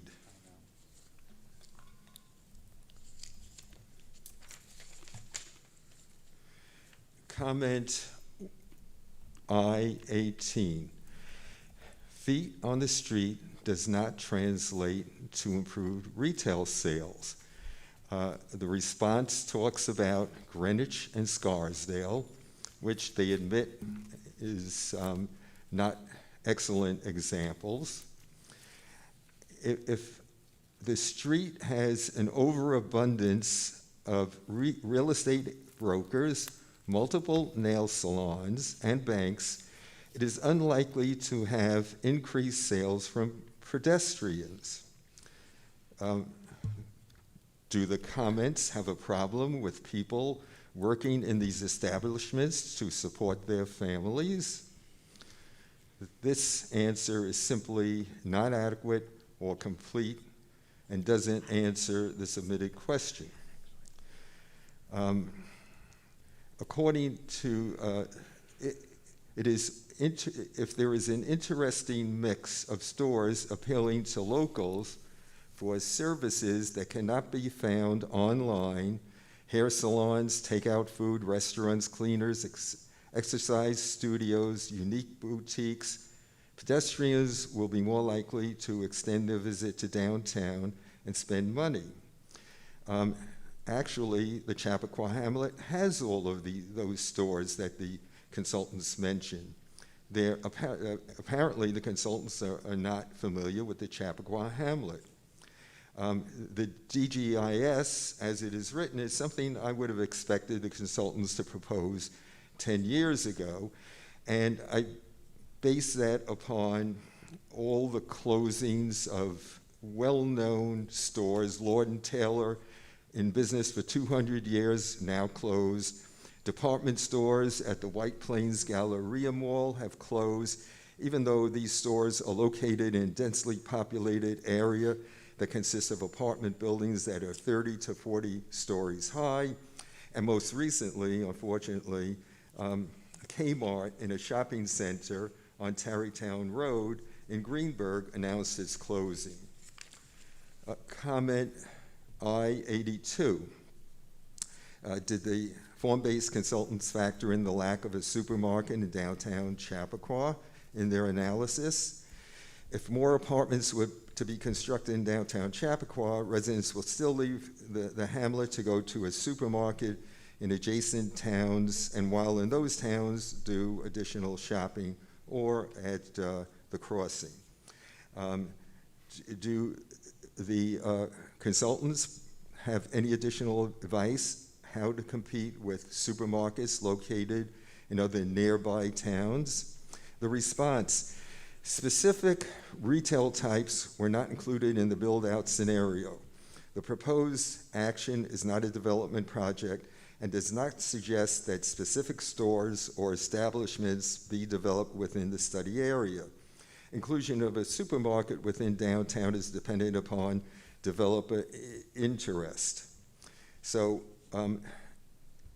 my opinion is the consultant's response is not adequate or complete and is not accurate. Why? The response does not answer the submitted comment from the consultant's reply to a specific comment. We know that the consultants are not fans of real estate agents, nail salons, and banks.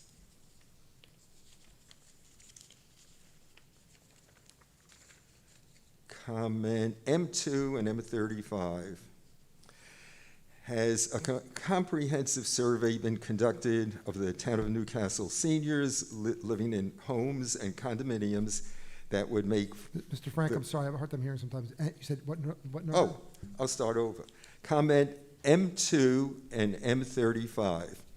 Has a comprehensive survey been conducted of the town of Newcastle seniors living in homes or condominiums that would make the form-based code consultants and/or town board conclude that seniors living in the downtown Chappaqua hamlet would want to utilize the very limited public transportation facilities in lieu of their personal vehicle for services and entertainment options, especially in view of the fact that the downtown Chappaqua hamlet does not even have a supermarket, a movie theater, etc.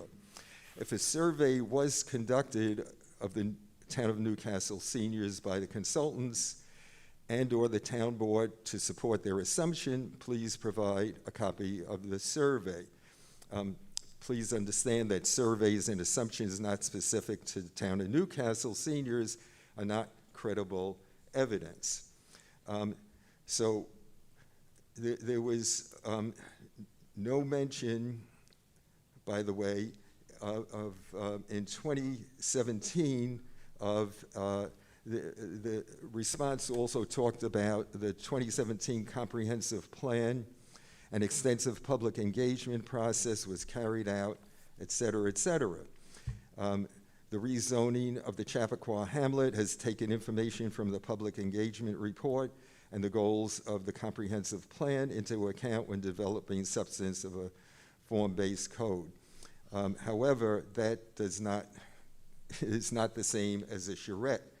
There was no, by the way, I was at those 2017 meetings and other meetings over the years, and there was never a mention of a form-based code, never heard of it until recently, no mention of 5-story buildings on Greeley Avenue or King Street. A public charrette is an engagement process, and it's typical in the industry for a form-based code to have a charrette. And it's described by the Form-Based Codes Institute. A charrette is conducted prior to considering a form-based code where citizens, government officials, business owners, developers, planners, etc., have meetings to exchange ideas, make suggestions, obtain answers, and define a competent path forward.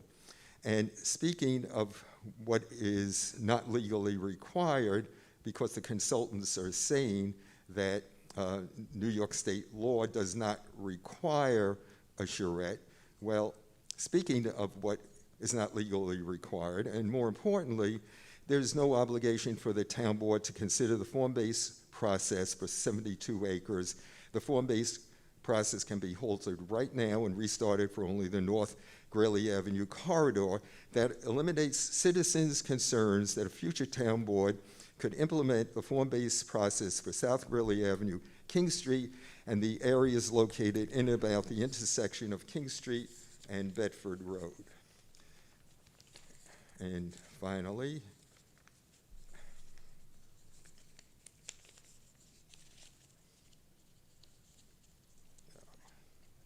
it's terrible when you can't,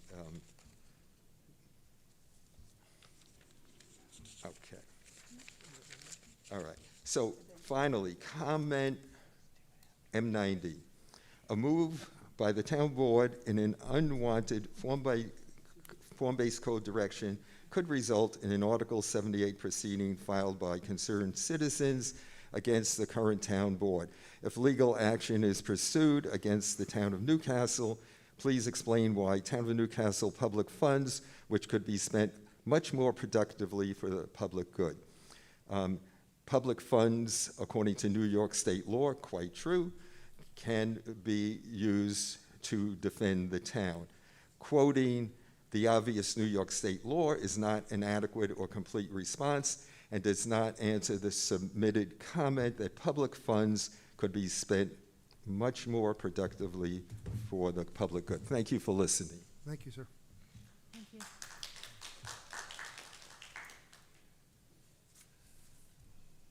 Anyone else stepping up? We do have some people online also. I'm sorry? We have some people online also. I thought you meant online, like I was cutting in front of someone. We're gonna, let me just, for the sake of time, I'd like to try to move things along, and some of the people on the board need to use the restroom. So after Mr. Weinberg speaks, we'll take a very, very brief 5-minute break and then come back. Thank you. I'll be brief. Mike Weinberg, I live in Millwood. I'd like to thank the board for their hard work and the consultants for their hard work. I've read a fair amount of this, if not all of it, and I appreciate their responses. I think by and large it has answered the overall big questions that we have, and I appreciate it moving forward. On the school children issue, there were several different studies done by different consultants from both the town board and the school board, and they both seem to indicate a number that was very reasonable and will keep us well below the maximum we had in 2007. So I think that's a reasonable way, and it mitigates some of the people's issues with an overcrowding in the school, and I think overall, I think it's a good process, and I thank you. Thank you, Mr. Weinberg. If we can take a brief recess. Is there anyone here in the crowd who wants to speak more? All right, so let me just take a very quick recess. Jeremy, there is one person online that I see a hand raised. I don't know if you want to take them. Yeah, let's do that. They're here. Okay, go ahead. Carrie, if you can please let that person in. Dora Strauss, just unmute yourself. Hi, Dora Strauss, Breckenridge Road, Chappaqua. I'm sorry, Speak up. I can't hear. Carrie, we can't hear. Oh. Can you Hang on, Dora. I'm not muted. No, we can like barely hear you. Hang Oh, on. it's maybe our end. Go ahead, Ms. Strauss, you could say something. Can you hear me now? Yeah, a little better. Yeah, go ahead. Okay. I'd like to address just the consultants' responses to the CCSDs and the public's comments concerning the impacts on our school district as a result of the FBC. Responses H31 to 88, individually and collectively, are non-responsive and wholly inadequate. These responses completely ignore and accordingly do not answer the legitimate criticism that the consultants failed to use a multiplier that reflects the high quality of our school district in calculating enrollment projections under the FBC. While the consultants do admit that, quote, the excellent public school district is a strong factor in attracting new residents to Chappaqua, close quote, they still do not incorporate this critical factor into their projections and merely repeat their reliance on the Rutgers multiplier, which did not take into account the high quality of the school district. Completely ignoring how this factor could affect enrollment as a result of FBC building, the consultants leave us with the unrealistic estimate of only 150 new students. In addition to their abject failure to adjust their multiplier to account for the high quality of the CCSD, the consultants failed to analyze actual local multifamily housing data. Several residents examined such data, which does already exist in the hamlet, and which shows that the consultants' projections are far too low. The consultants completely ignore this data, rendering their responses not only lacking, but suspect. Further undermining the consultants' estimates as to projected enrollment are express contradictions in their analysis. The consultants state that enrollment is declining and is, quote, expected to continue to decline over the coming years. But at the same time, the consultants acknowledge that Grafflin Elementary School and Bell Middle School will reach capacity in 6 to 12 years at the present rate of growth, even without FBC development. And yes, I did read that in there. As the Grafflin and Bell student bodies continue to rise in number and those kids age into the high school, the overall enrollment number is necessarily increasing over time. The consultants' responses fail to reconcile these inconsistencies, rendering their responses inadequate. On top of that, the consultants fail to incorporate the most recent data on CCSD's current enrollment as of September 2021, which is now known. The consultants should have sought out and provided the current enrollment numbers for the 2021-22 school year in order to test their statements that 1, enrollment is currently declining, and 2, that, quote, there is no evidence that this trend will change in the near future, close quote. It has been well publicized that house sales in Newcastle skyrocketed in 2020 to 21. There are also now new families living in the Conifer building and at 91 Bedford Road, both of which are now fully occupied. The DGEIS and the consultants' responses rely on outdated information, which affects the credibility of their statements and the reliability of their enrollment projections. The responses accordingly are inadequate and incomplete. The CCSD and the public also expressed a serious concern for safety and security impacts around Bell Middle School in particular, as increased residential and commercial buildings start to surround the perimeter of the school. In response, the consultants merely state, without any basis in fact, quote, increased population resulting from the proposed maximum build-out is not anticipated to create additional safety concerns for Bell Middle School students. This response is inadequate, as it is completely unsupported and based on nothing more than vague supposition. Finally, there is a real imbalance here. Running throughout the DGIS, the proposed FBC, and now the consultant's responses, is an overwhelming preoccupation with ensuring the healthy profits of developers. At the same time, there is the concern of ordinary residents, raised repeatedly in the public comments, that we will have to sustain even higher school tax burdens on top of the substantial amounts we already pay, or else sacrifice the quality of the education provided. The consultant recognized that it costs the district $35,000 per student.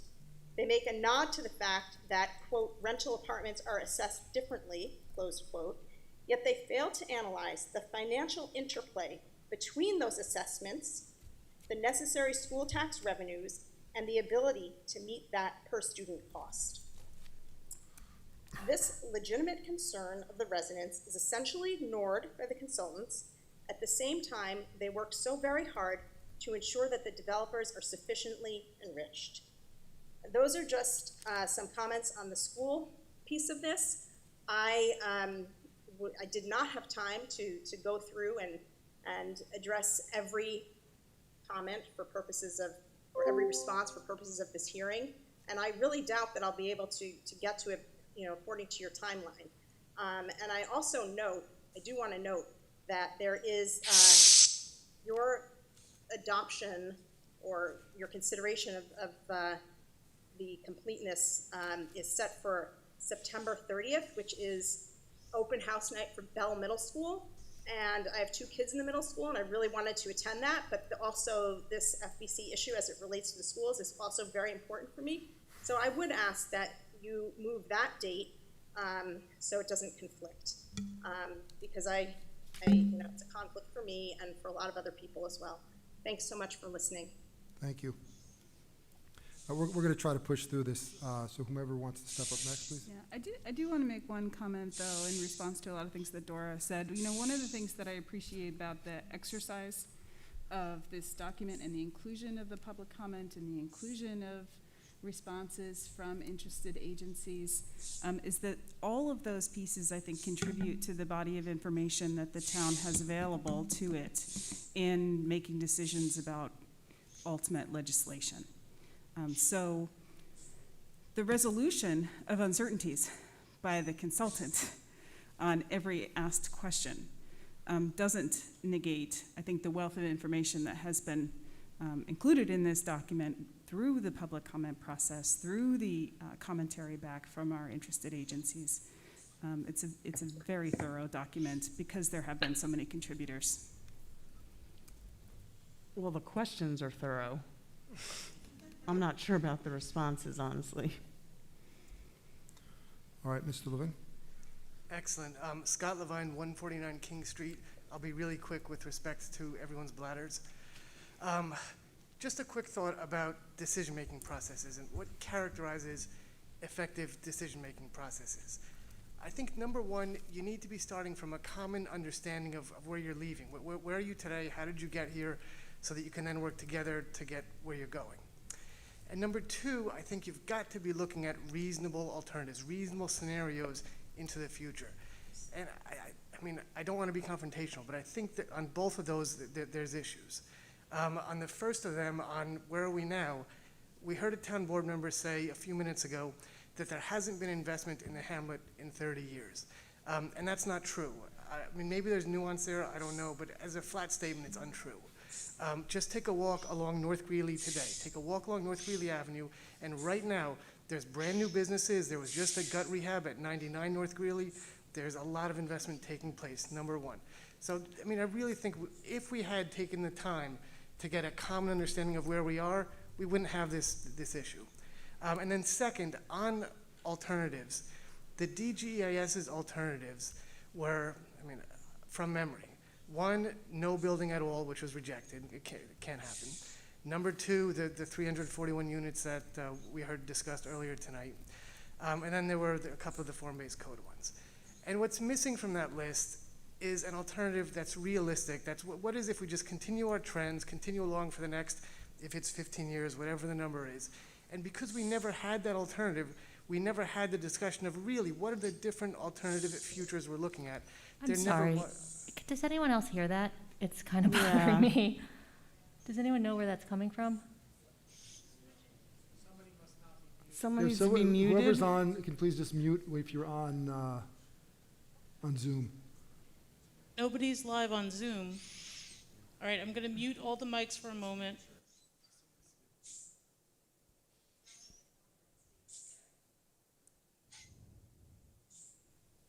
I don't hear it. It's definitely still there. Yeah. In All any right, case, go ahead. I've Yeah, made go my ahead. points. I mean, really just about effective decisions. Yeah, get closer. We can't. Now I can't hear you. I couldn't hear you because there was that shushing and the psst. That's why I just wanted to make sure that I wasn't going crazy. Okay. No. I mean, We also really need people to speak into the microphones. People on Zoom are not hearing you, so please speak into the microphone. Okay. I mean, I've made my point. Thank you very much for listening. Thank you. Thank you, Scott. There's one more person with their hand raised online. Okay, thank you. Okay, Scott Morrison, you can well, unmute yourself.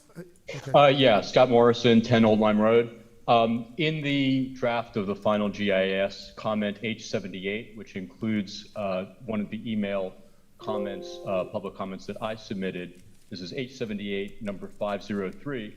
It says email from Scott Shapiro instead of from Scott Morrison. So I want to point out that error. Hopefully it can be corrected in the final version. Thank you. All right, Ms. Ferguson. Margaret Ferguson. I want to address something about public lands. A couple things have been mentioned in the document itself. I don't have the pages, so I can only speak generally about it, but it was brought up tonight.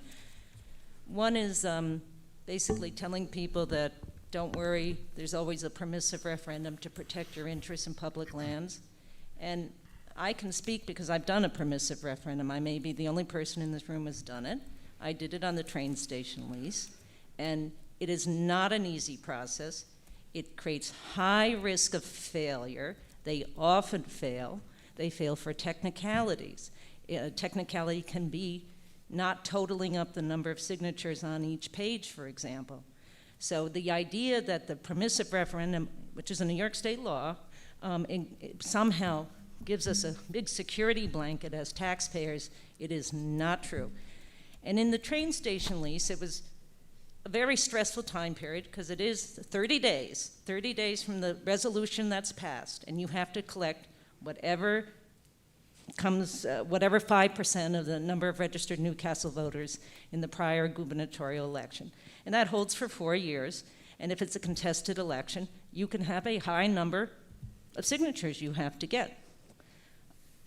So it can be hundreds. One group had to do it in the pandemic, and they failed, and they appealed. But the petition was deemed invalid for a technicality. This is another group in New York State, not here. So it's a very hard thing. I just want you to understand, it is not a comfortable, easy process. Very hard. Also, in the train station lease, you didn't have a developer. If in the DGEIS, there's some language from a Thornwood or a Hawthorne developer saying they're just waiting for the train station to be rezoned so that they can come in and make a pitch to develop it. A developer can sue the town for accepting the petition, or as long as the developer is a resident, they have standing, or what happened across the river was 2 residents got the law firm that was coincidentally the developer's law firm, and they commenced a suit about the petition. So it's a very complicated process, and the taxpayers can come out on the losing end. I assure you, it's very easy. And if they're not on the losing end, they'll end up in court for over a year, like the people across the river. They eventually prevailed, but they've been in court since early 2020. And I just read an article where they had succeeded to force a vote this year. It goes resolution by resolution, too. It's not a one and done deal. It's not like there's one question that resolves forever. Can this piece of property be sold, or that covers all the property? If the lot next to Susan Lawrence wants to be sold to the buildings fronting on Lower King, assuming that goes into a foreign-based district, well, that resolution is subject to a permissive referendum. The process starts for that. If the lot behind Village Market is proposed to be sold, the process starts for that. And so it goes. Commuter lots, the parking lot behind Squires, whatever the town owns. It's resolution specific and transaction specific, for lack of a better word. It is very complicated, and it is not a great position to put residents in. We're adversarial to the town. When the train station lease was done, the town was not happy about it. I saw Freedom of Information documents. The town thought we were going to fail to get the number of signatures, and they were not receptive. It's not a warm situation for taxpayers to be in. And then if they end up in court having to pursue their angle, there's money involved. I mean, it's a terrible adversarial situation. It is not a simple picture, period. And I know that for a fact. So every time I hear it described as something simple, I can tell you it's not. Secondly, the question of a charrette, which might or might not happen on the town lands. Well, remember here, the town said it was going to do a charrette. It was going to do a charrette. That was part of the RFP for form-based code consultants. And then it changed its mind because the law doesn't require it. So if people think there's going to be a charrette on the town lands, don't count on it. I mean, it's up to a future town board, and they'll look how hard it is now. We keep asking for a charrette now. If it's good enough for town lands, why isn't it good enough for all the lands? And Mr. Frank is correct. The Form-Based Code Institute says you start with a charrette. The community comes together and goes block by block and says, I'd like to see this here, I'd like to see that there. The consultants, impartial professional consultants, then do a design plan that reflects what the people want. They tinker with it, they get feedback, and then the law is written to reflect what the people want. Here, there's been no design plan. I've never seen it, not for the 72 acres, not for North Greeley. I have no idea. None of us have no idea what's going to be built there. We really don't. And whatever vision is being reduced to writing is the vision of developers. And that is why we have such confusion and such opposition and such upset. The community has never been brought together in the way that the industry says it should be brought together to come together and make decisions, learn about each other, problem solve, get to know what. It's a very big community building experience, actually, and it can be done, and it is often done. So I'm disturbed when I hear that. Don't worry, there might be a charrette, and don't worry, you have a permissive referendum option. Those are no comfort at all because of what's happened so far. Thank you. Thank you. Thank you. That's it. What's the next step? We're going to push this over to 28th? Right. Okay. So September 28th, I assume we're keeping it here. That's the plan? Thank you. All right, thank you. If we're now going to take a brief recess, assuming there's no one online, Carrie? We're good. All right, thank you. We'll take a brief recess. 5 minutes? Yep. 5 minutes? Sure. No, you have to.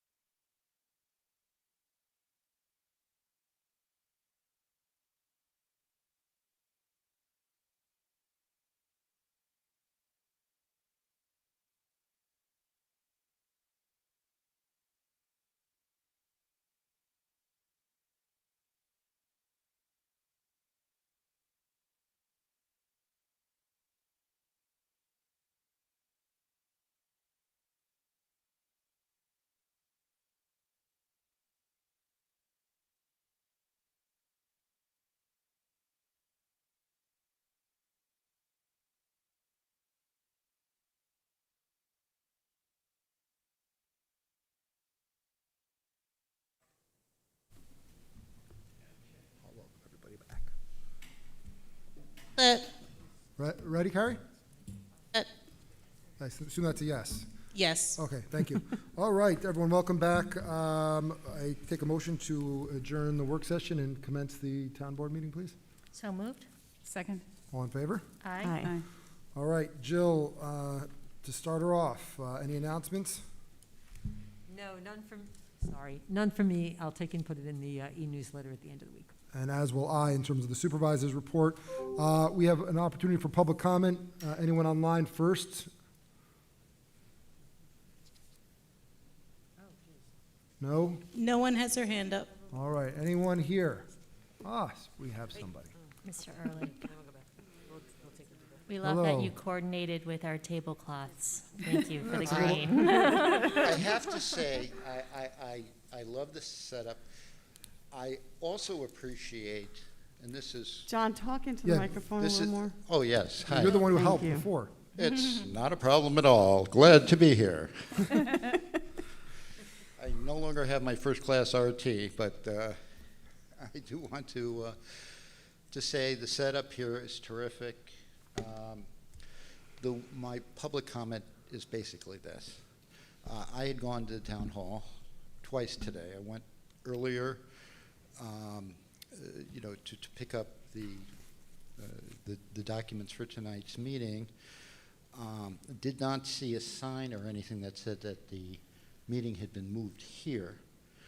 I went back later, no town board. So my public comment is this. If we're going to move a meeting, we need to do a good job of promoting where it is.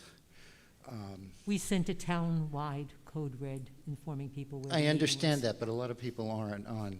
This is not That's a finding. no, This is John, not that's a real mistake. You need to be on code red. Well, I am on code red, but my point is I don't always. So, I'm not in always a position to I look think at. I think the solution is, it was on Code Red Town website. But e-newsletter. was there even a note? I didn't see anything on the doors at Town Hall that said that the meeting here was going to. Yeah, well, I think the bottom line, we're happy to put up a sign, to indicate that if it wasn't there, but. we Yeah, can yeah. absolutely No, do it. that really. This is not finding fault. Yeah, no. This is a situation here Yeah, I get where it. we're trying to encourage folks. Then the second part also relates to this wonderful venue. So I want to do anything I possibly can to encourage the use of this particular facility. This is fabulous. You've got lights, you've got this, you've got that. Yes, a light might not work. Yes, you might get a hissing from one of the speakers and the electronic thing. They're just not being used enough. So then maybe that's why they're hissing at us. John, no, me here. Sorry.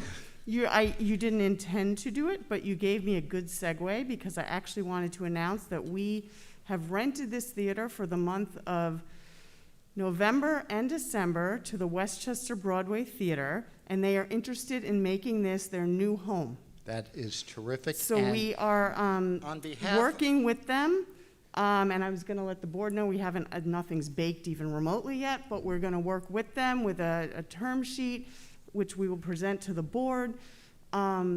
And like right now, I know they're bringing a Charlie Brown Christmas for 4 weeks in December. They're also looking at bringing in $1 Million Quartet, Kinky Boots, A Bronx Tale, just to name a few. And they're also will be working with the town to honor any dates that we have available, as well as other specials and working with the friends of the Chat Pack group. So there are a lot of exciting things actually happening. So I think you're going to see this used a lot more, and I'm pretty excited about this idea. Well, I love that group, and there's many performing arts organizations in and around and related. This will be a fabulous attraction to bring people into our town and to spur development throughout our community, and as a neighbor of this particular Yeah, facility, I want to say that I personally encourage it. They're I going to be also working wanna- with our restaurants to provide, because it's not obviously a dinner theater anymore, to provide pre-dinner meals, and it's Don't worry, really a that win for our town. Well, I can be at Ibiza tomorrow, and I'm sure he'll be up here with his bags. I mean, and the other folks in town. And I do want to encourage all of our anybody who lives in town, visits in town, does anything in town, to visit our restaurants. It's enormously important. I know I see Gray Williams up there, and he's probably going to say, "Come on, visit us at the cemetery." And I'm going to say, it's a little uncomfortable. It's okay. It's a lot of uncomfortable there. Well, let's end on that note. If I'm going to lie down on the job, I'd rather come and see a good show, do whatever is important, and so that's the gist of what I want to do. And we also have a phenomenal children's program that's been planned through the rec department. I'm sure we're great. I was there when Leonard Bernstein introduced young people's concerts at the Philharmonic Hall. We can do that. I've been at New York State when they created the New York State Theater and moved from City Center, New York City Ballet, and I helped them get a National Endowment $1 million grant and all this kinds of stuff. We can develop this facility. This facility is wonderful now. It's totally underused. And anything that we can do to encourage it, I don't mean to borrow, I see so many people on their phones, but this facility is a remarkable facility. It may not have perfect acoustics. It will. The lights may fail from time to time, but it's darn good enough. And it's better than a lot of the theaters that I've been. So come on John, down. All the choral groups, come on in. Thank you, John. Yep. Thank you. Just as always. wait. Thanks, John. It has great potential, yet It's totally, and underutilized. I also wanted to, the third thing I wanted to say today is I wanted to thank the town board for their fabulous effort at Community Day on Saturday. There were so many town booths that were talking about different aspects of the community and how appropriate it was. It's something that really makes the town better. This town and this town board makes every effort they can to be present and to let folks know what's going on. I also want to give a shout out to the police department that has been doing a remarkable job. There are a lot of changes, and I know there's a lot of grief that's thrown, and I'm sure none of us are perfect, but boy, the town has been doing a really nice effort to try to open this up. And I just wanted to say all of that. And next time, if you give us some advance notice, we'll get an orchestra here for you to play. Thank you, John. That's awesome, John. You're welcome. You should know Community Day was organized and planned by the Rotary Club. Yes, I know. But our town staff put a whole lot of work into making it. Oh, they always success. do. They're fabulous. I've run Community Day personally in the past. Marlene Knappe Yes. single-handedly pulled off that event. And she's not even a member of Chappaqua Rotary. She's actually a member of Pleasantville Rotary, who Yes. made a commitment to Joan Corwin, the late Joan Corwin, that she would undertake this event. And 1,000 thanks to her. Well, She we did were a doing it for fabulous many job. years before. We very much miss Joan Corwin on Joan Corwin Way, and bringing us into Pleasantville. But there are things that we can do, and I'll talk to this board and town staff overall on some other events that would also bring this community together, or help bring this community together. Right. I'm going to do one of my efforts, which is talk less, do more. So I will see you later. Thank you. Thank you, John. Thanks, John. All Jeremy, right. I'm sorry, we have to back up a little bit. Yes. There were actually some administrative items on the work session that we needed to touch on.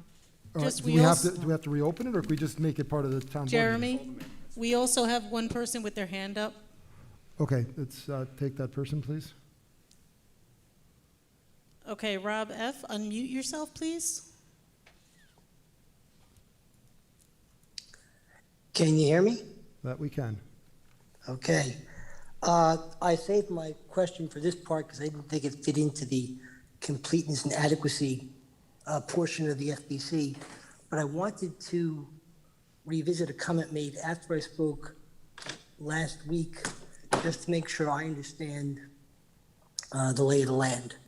It had to do with traffic mitigation, and during the conversation last week, and I sent this email, but I figured I since I got an auto reply, I'm not sure when it will get addressed, and I know that everybody's very busy reviewing the things that are in front of you right now. So in terms of the traffic mitigation, the forecasted traffic levels at the intersection in the middle of South Greeley were forecasted to be problematic in the coming years. And obviously the FBC, to the extent that it is passed, will accelerate some of those problems. And as part of the discussion last week, and if I misunderstood this, please correct me. I guess Sabrina, some of this is you were the one most of talking here. Part of the discussion last week said that the teardrop that was proposed as part of the streetscape project, an infrastructure project, was one of the potential mitigants for traffic problems in the future. And I didn't understand that because it was my understanding when that discussion was happening back when we were discussing infrastructure, that the DOT had a lot of problems with the teardrop. And it was beyond not just the fact that pedestrians had to cross excessive amounts of active roadway, and we also had to deal with some other issues, which I don't recall off the top of my head, but they weren't too happy, I guess, with the way the turn happened at the bottom. And so part of my question is that if there were problems with the teardrop as initially presented to the DOT, maybe it's not going to be, but how could that be a potential mitigant for traffic problems as part of any kind of finding statement, or that we may face in the future, to the extent that's part of how the FBC gets adopted? Or maybe I misunderstood your statement last week.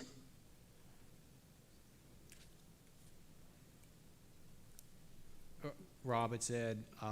Sabrina's left, Bonnie's left. We're in the public comment, and I understand the question, but I really shouldn't be the one to take a stab at answering it. So if you want to email it, that might be the best. I think he did. He did. So we'll talk to Sabrina to prompt her to reply. Okay, but does the town board understand my concern there? I believe I do. Mm-hmm. Okay. I can't see, I'm on the phone here, so I can't see anything. So that was the issue, because I didn't understand how those two things, and maybe we'll just address it again to the extent we do get to a finding statement, and we can deal with it at that time. The other comment I had was on the school discussion, and it comes up a lot when people refer to the capacity as an issue. And I don't think, while capacity is certainly an important topic, it's also the school budget. And people talk about the fact that school capacity maxed out in, I think it was 2007, at a much higher number than we are today. But even though we're at a significantly lower amount than we are today, the budget's still much higher. And if we were to absorb the number of kids that we're talking about here, I don't know, and the school would have to tell you, but I think the impact on the level that they'd have to raise the current school budget, despite the fact that we'd still be beneath our all-time high students, would be significant. And I think when I listen to these issues, that's is a co-issue that seems to get skipped over, as opposed to just the focus of capacity. Either Grafton or Bell, that the fact that there's only so much room. I think the school board has done a good job of dealing with our budget, but if we had anywhere we've been helped a lot by the fact that we've had a decreasing enrollment. If we had steady enrollment, we'd be in a much more difficult situation. And so I would ask you to please keep that in mind as you go through your deliberations. That's all I have. Thank you very much. Have a good night. Thank you. Rob. Thanks, Rob. Go ahead, Jill. Okay, very briefly, we've got payment of claims, authorization to issue a building permit refund, authorization to purchase equipment, services, repairs for the Peterson horizontal grinder. This is what we were talking about earlier. It's on its last legs, and we're trying to keep it working as best we can. Authorization to purchase valves for the Millwood Water Treatment Plant. This is actually an emergency purchase for us. And a resolution to approve additional costs that may be incurred beyond the SAM grant for the Amsterdam field. If the board recalled through State Senator Harkin's office, we were extended a SAM grant in the amount of $100,000. In order to process the paperwork for it, the dormitory authority needs a commitment from the town that if the cost of the project exceeds $100,000, that the town is prepared to pick up the differential. So we'll be asking for that this evening. And then we've got the adoption of minutes from June 23rd, the 29th, July 13th, 30th, August 10th, 30th, and September 14th. Thank you. All right, so now let's flip back to, Public hearing. Gray is here, so Yes. we should kick a certain board member off the board, not permanently, so. She gets to sit in the comfy seats now. Yeah. So, All right, I have unmuted myself. Can you hear me? One second, Gray, just hang on 1 second. We have to just open the public hearing. Okay. So I move to open the public hearing for the landmark designation of 586 King Street. Second? All in favor? Aye. All right, you're up. Take it away. Good evening. Now I'm going to attempt to share screen. It's better than mine. All right. Can you see that? I can see it. Well, look at that. You're way better at that than I am, Gray. Yeah. This is 586 King Street. It was built in 1908 by J. Sidney Quinby. The Quinbys are an old Quaker family in Chappaqua, going well back into the 18th century, with one branch settled in the area of King Street and Bedford Road. And J. Sidney Quinby developed Ridgewood Terrace, but he saved a lot for himself and built a house that was a bit more elegant than those he built for others. It is a prominent feature as you drive along King Street. You can hardly miss it. A very handsome example of what we call colonial revival or Georgian, and an example of the turn of the century change over from a community of farmers to a community of commuters. At any rate, I would like to, the Landmark Advisory Committee would like to have this designated a Newcastle landmark. Are there any questions? I'm going to go back out. I have none. I trust your judgment. All right, then I would like to if possible, vote on it. So we can go ahead and take a motion? Public comment? Was any public I'm comment? sorry, do any public comment at home, or any of you two in the audience care to comment or opine? No? Nobody online. All right. Does the house get a cool plaque, Gray? You get a plaque. Okay, great. All right, so somebody? Do you want to do it now, or want me to do the we'll resolution? Make a motion to take close over it. now, and because otherwise she's gonna have to go back up and down. Okay. Go ahead. I move to declare Well, we have to- let's 586. We have to Close the it. public hearing first. Oh, I move to close the public hearing. Second? All in favor? Aye. All right, should we hold it for public comment? For a week? I think we should. Should we do it? Yeah, go I move to designate 586 King Street in Chappaqua, New York as a landmark. Second. All in favor? Aye. Aye. Thank you. Thank you, Greg. Okay. Thank you all very much. Thank And you. good night. You Have a too. great night. Good night, Gray.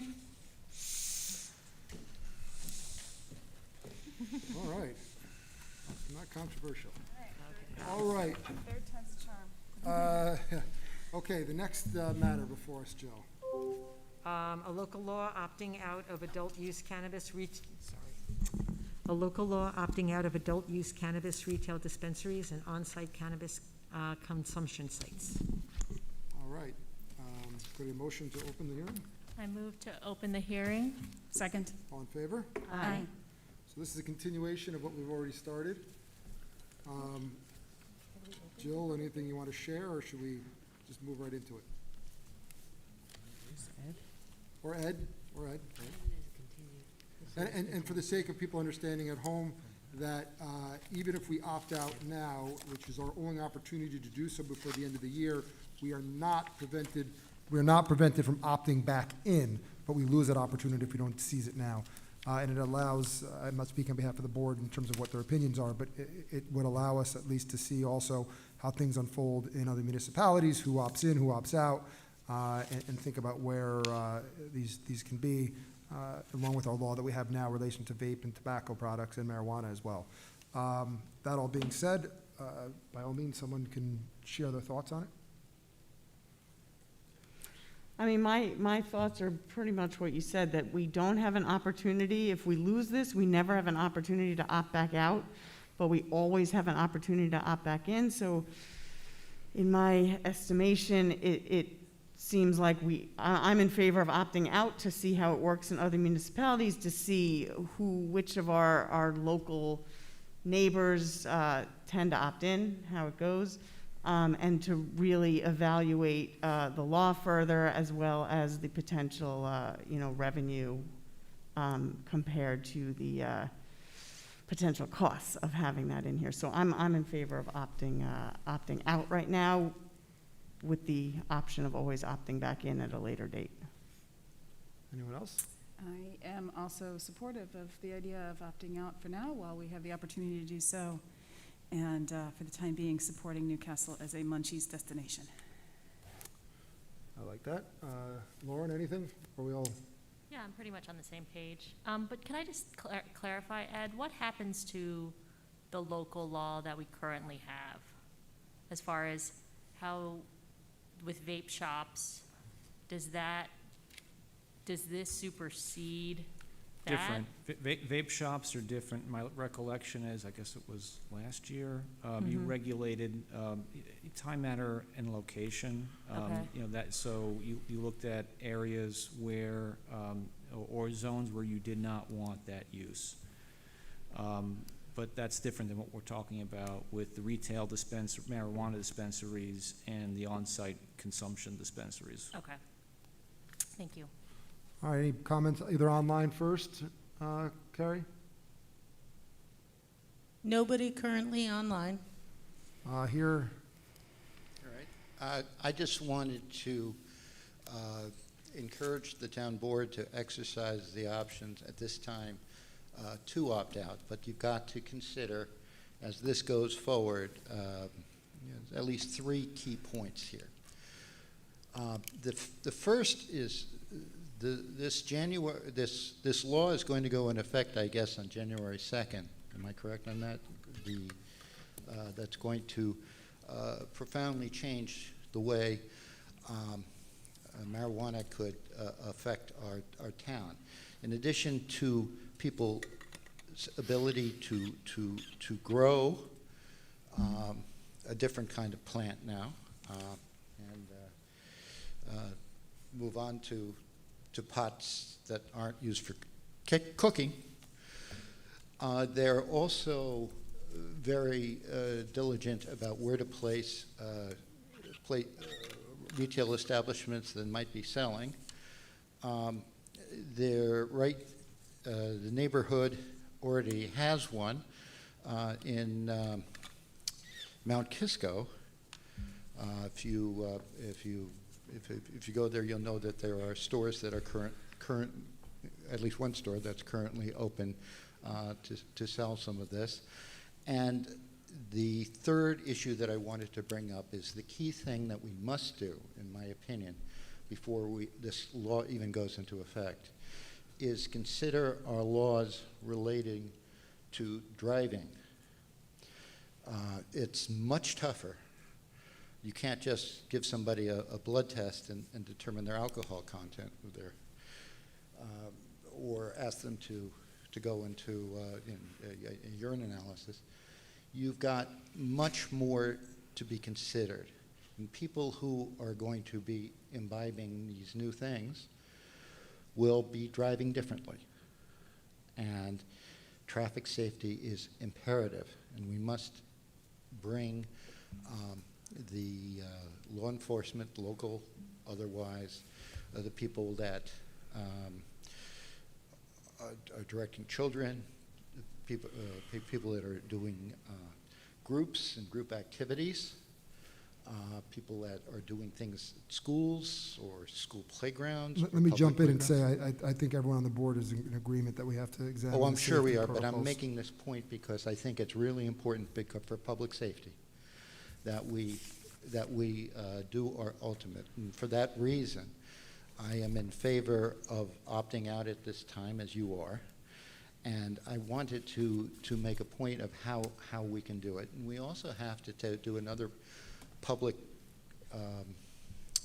relations, bad word, public information dissemination to really involve the community in this. And we've been talking a lot about different kinds of charrettes and much, but I think we very much should do that and invite the public in to discuss this issue. It is imperative because it is going to change the way everyone in town reacts to themselves and each other. Ed, Thank you for your time. to John's point, our opting out is really out of retail dispensaries, not consumption, correct? I mean, it's still legal will be for people to consume and potentially grow under the current law. So it's just we're opting out of allowing retail dispensaries right now, but it's not. Consumption sites. Right, but it's not preventing someone from consuming under appropriate law. Correct. You can't opt out with respect to that aspect of the law. Okay, I just wanted to point that out. Mike Weinberg, I'm just going to put my Senator Harcum hat on. John, to your point, this specific law that we passed was the Senate version, not the governor's version, and it has a percentage of money that goes directly to to the police departments all over the state to train them for just that issue. It's in the bill. The town will get money from that. It's separate. That's separate from money we might get if we had a dispensary.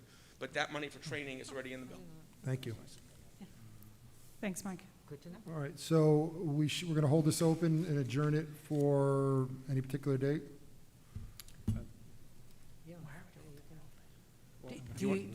Does the board want to I hold mean, it no, open? we don't have to. I'm happy Can we to just close it. and No, that's fine. leave it open for written comment Yeah, for I a think that's week? fair. Okay, sure. I didn't see did we have a resolution? I apologize. No. Oh, we didn't. All right, so What is our Lisa, you're date, good at, John? I move to close the public hearing on a local law opting out of adult-use cannabis retail dispensaries and on-site cannabis consumption sites, and leave it open for written comments to expire on, what? 2 weeks? Do we usually do 1 week or 2 1 week, weeks? whatever. We're getting a date. Yeah. Christina, what are you thinking? Friday the? October 1st is 2 weeks. Yeah, October 1st? Okay, leave it open until 5 PM on October 1st, 2021. Written comments. For written comments, yes. Bueller? Second.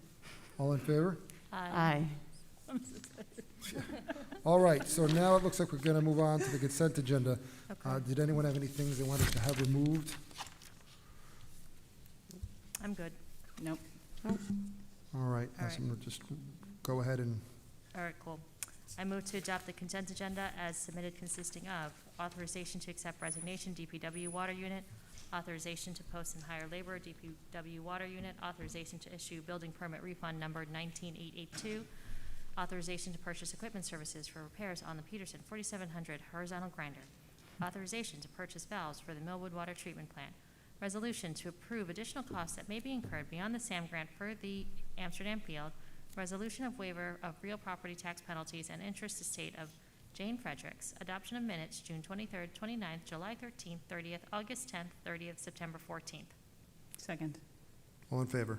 Aye.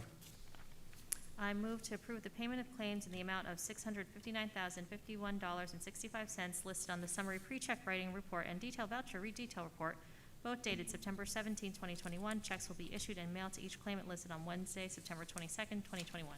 Second, pardon me. Second. Oh, my gosh. All in favor? Aye. Aye. We already did that one. Yeah, last one. Last one. All right.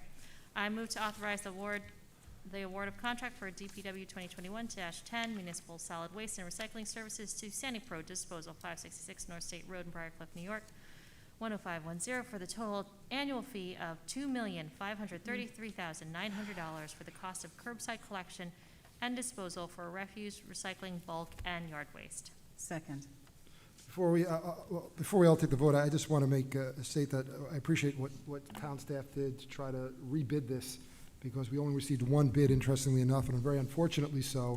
And we understand that a lot of the materials aren't recyclable, and there's issues about costs. But we were in a position that we try to get other people to bid in, and unfortunately, whether they were in cahoots with one another or not, we only received one bid at a significantly larger cost, no fault of our own, no fault of town staff, so thank you. All in favor? Aye. Aye. Move to adjourn? I move to adjourn. Second. All in favor? Aye. Aye. Thank you.